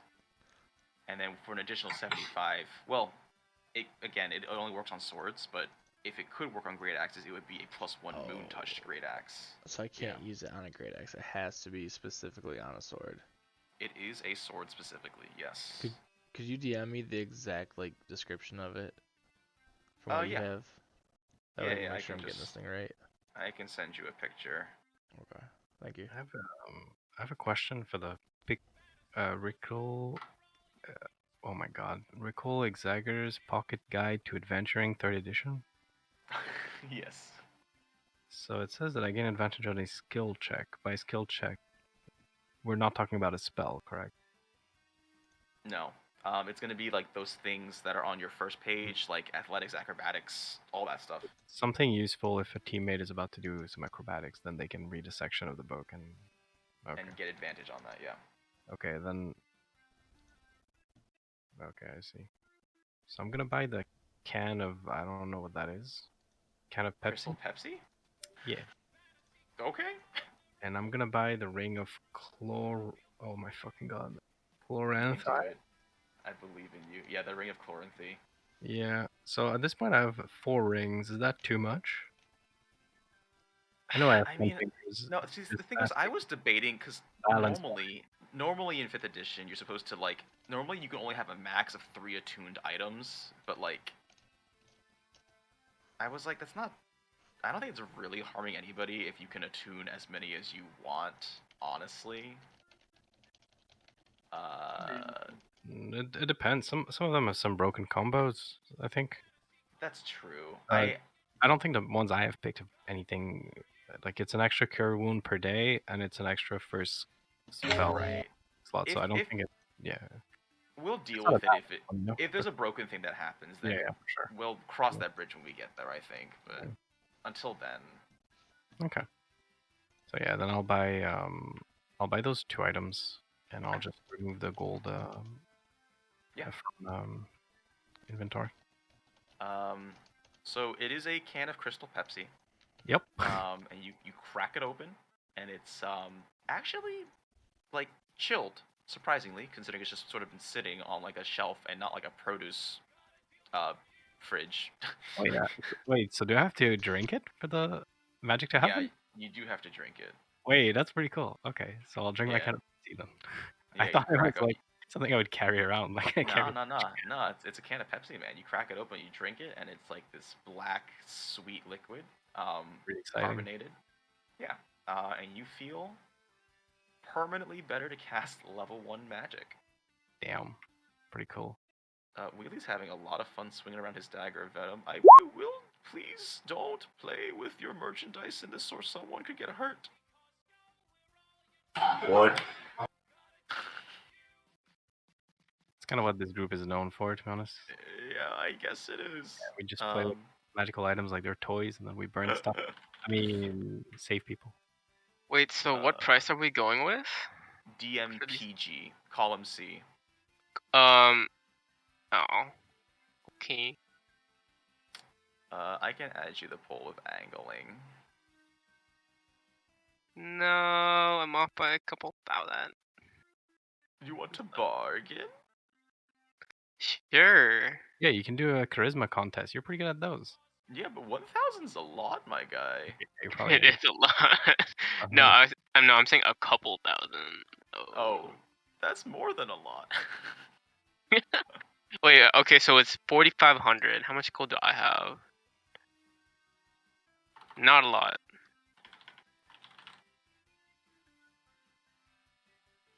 What if I sell, like, trade you stuff for it? Absolutely. Depends what you have. Okay, would it be bad if I give him my sword of the win? I mean, it wouldn't be bad. It's just poor taste. Like, you got that from here. And now it's heavily used. I know, but it's not like it's, like, in any worse shape or anything. I mean, Is there's it? like a little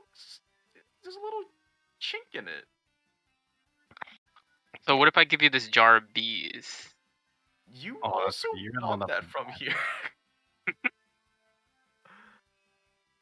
I can't click and drag. Why can't I click and drag right now?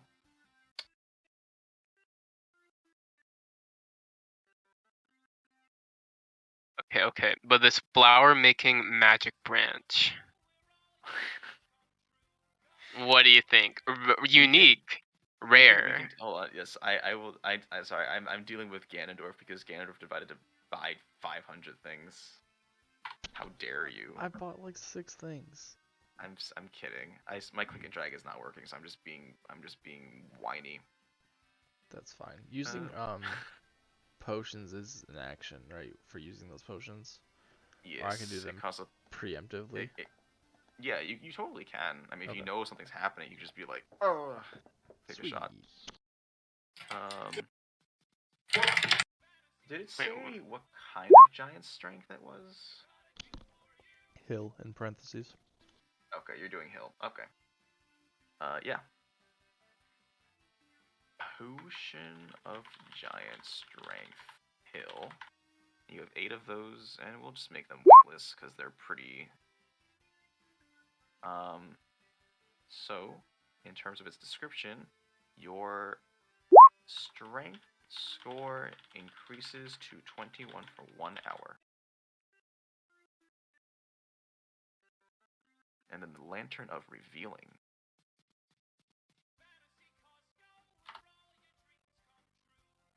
What? I didn't even know you could do this.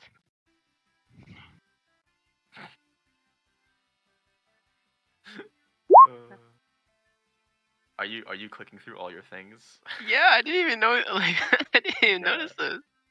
Yeah, this is why moving forward, I think we should all verbalize what we get, because that way, we even like remind ourselves, like, okay, I can do this. Ooh, Lantern of Revealing. That's pretty cool. It's pretty broken. Yeah, Yeah, you have to keep it lit. That's true. So I'll have to keep that in mind. Does it have any type of like material cost for it? Yeah, you'd have to have oil to supply it, but yes. Okay, and that's in the normal catalog, right? Yeah, that is. It's okay. See, the reason I'm okay with giving you all these magic items is because you will inevitably forget that you have them. I'm trying not to.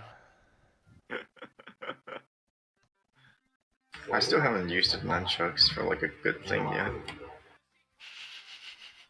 my jar of bees. When you say it.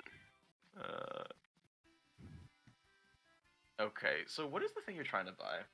So I want to get the Staff of Woodlands. It's just 588.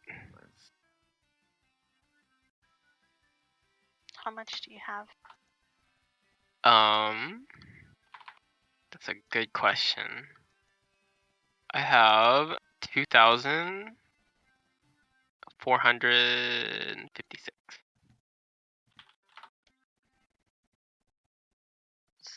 Staff of Woodlands is worth. Oh So I'm off shit. by 2,000. Yeah.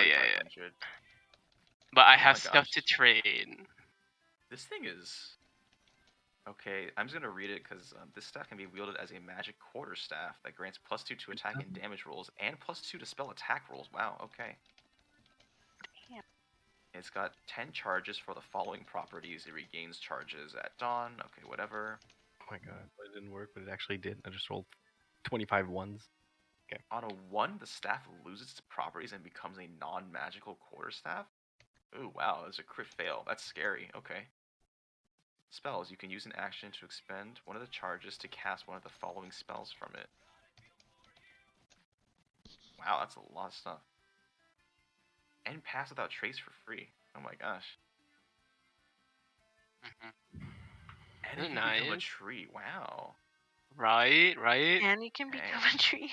No, but I was thinking Awaken, I can actually make plants like talk. I mean, you can already do... Oh, it makes plants talk. Yeah.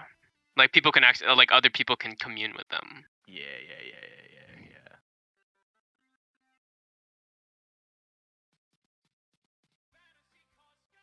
Okay, so what were the things you were trying to bargain with?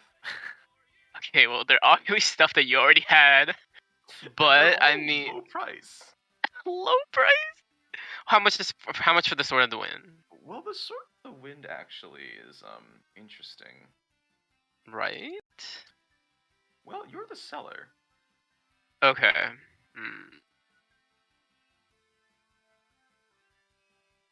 1,500, Sword of the Wind. That's way too high. Alright. That's absolutely way too high for that. It's not even +1.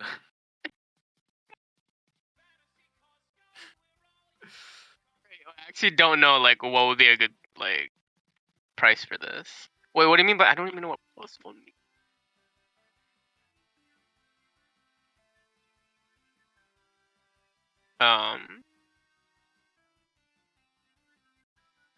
I think... Oh, I forgot to add the +1. Well, do you want to add the +1 Great Axe yourself, Ganondorf? Because you just add +1 to your already existing Great Axe. Yeah, that's fine. I'll change it. Okay, you got it. Cool. I think for a Sword of the Wind, I can offer you...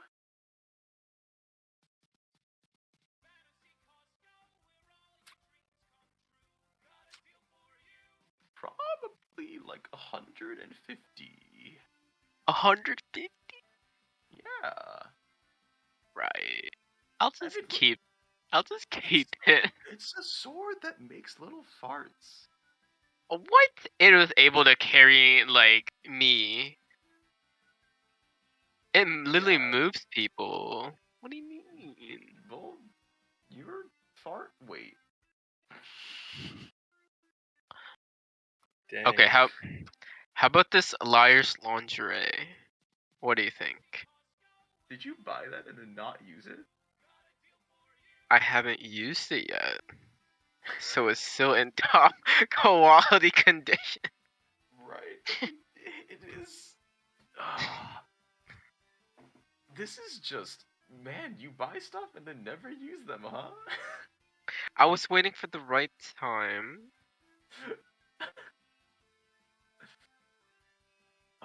I mean, I can buy it back at 50% price. 50% price? Listen, 75. we have a policy here. Roll charisma. 75. You get to roll a charisma check. Alright. What is Garfield's stat block? Oh, there it is. Where is my charisma? What the?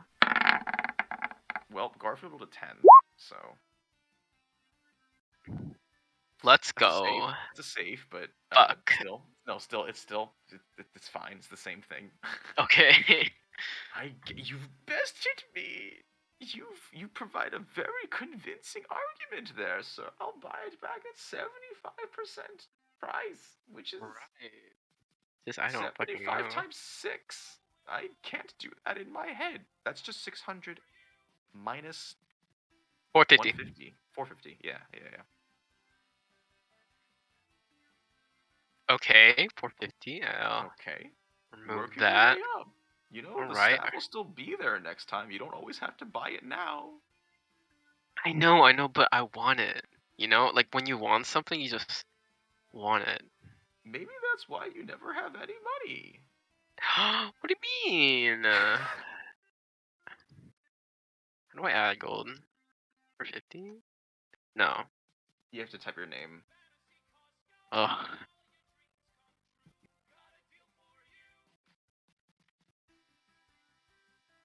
There you go.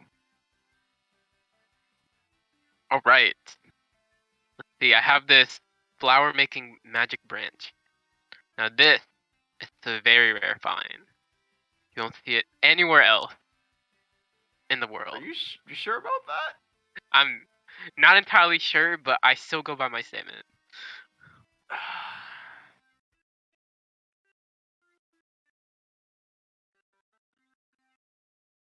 $300. 300. 400. 325. 350. All right. Well, that was easy. 350 it is. Hell yeah.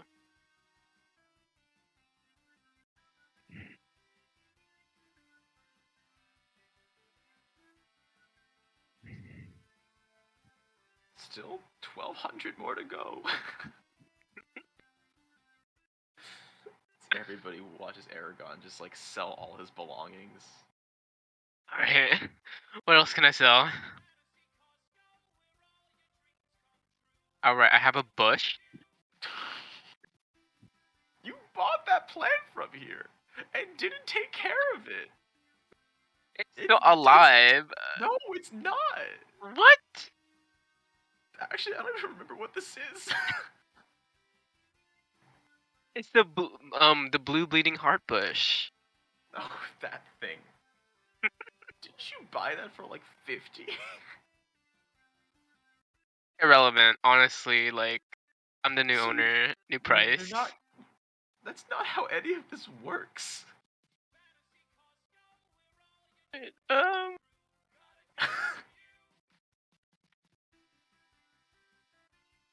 Alright, whatever. Yep, that's all I have. Just come All I back have. later. Go on a quest or something. Get a job. Get a job? Ouch. Wait, what am I winning? Or like, what am I what's my share of the profit from Odin Nice like company? Oh yeah, it's been a week. I have that written down on one of your sheets.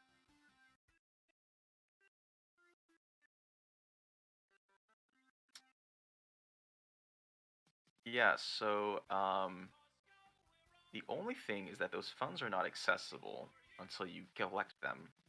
But it's been 7 days, and so I'm rolling 2d10, multiply by the number of days, and divide by 2, and that is the amount of gold that you got per day. Wait, that's not how that works. It's That should math. just be- Yeah, there we go. Okay, so that's 2d20, so that's not even correct. Okay, 16. So 8 times 7. 56. So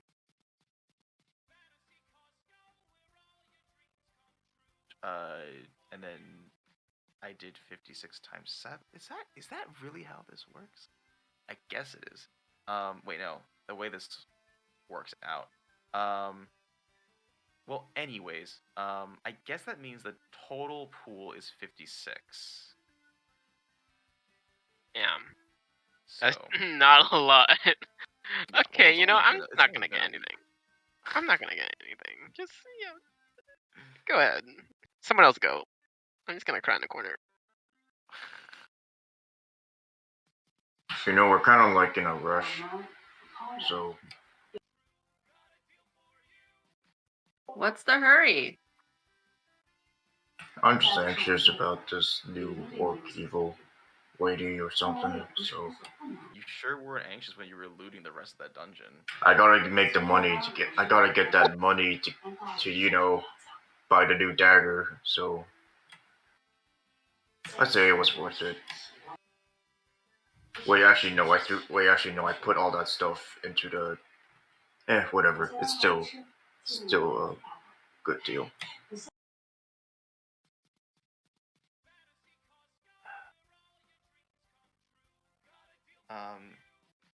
I do think though, given the time and sort of where the stopping point is, I think that's might be a good place to stop. So, I mean, you can do your shopping, of course, but Can Dynasty do like yeah. retcon anything that she wants to buy?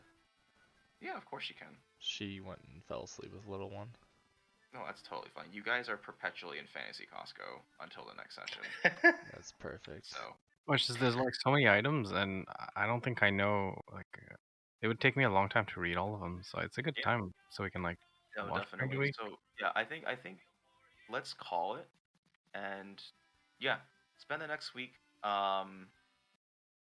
If you want to check out the other magic items, you totally can. I apologize in advance because they're not as super accessible as just clicking on the link that's on the spreadsheet because some of them are locked behind paywalls. But Tower of Internet, fifth edition's an old game, so there's definitely free resources out there.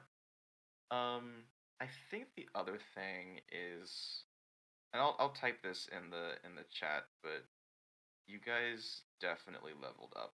So if you want to do that during the week as well, more than welcome to do that. Hell yes. Nice. But yeah, thank you all for coming. What level are and we we'll now? We're see. level 6? You will be you're 6 right now, but you Okay. will be 7 after this level up. Nice. Damn. Yeah. You know what happens at level 8? Big stuff. Yeah. Yeah, big stuff. Yeah, big stuff happens at level 8. Hey Josie, do I have to make up a command word for my pool of angling, or do I just... does it have a predetermined word? You get to come up with it. Ooh, okay. Gotcha. Alright, thanks everyone. Thanks. Thank you. Have a good week. Thanks, Sleep guys. well. Good night.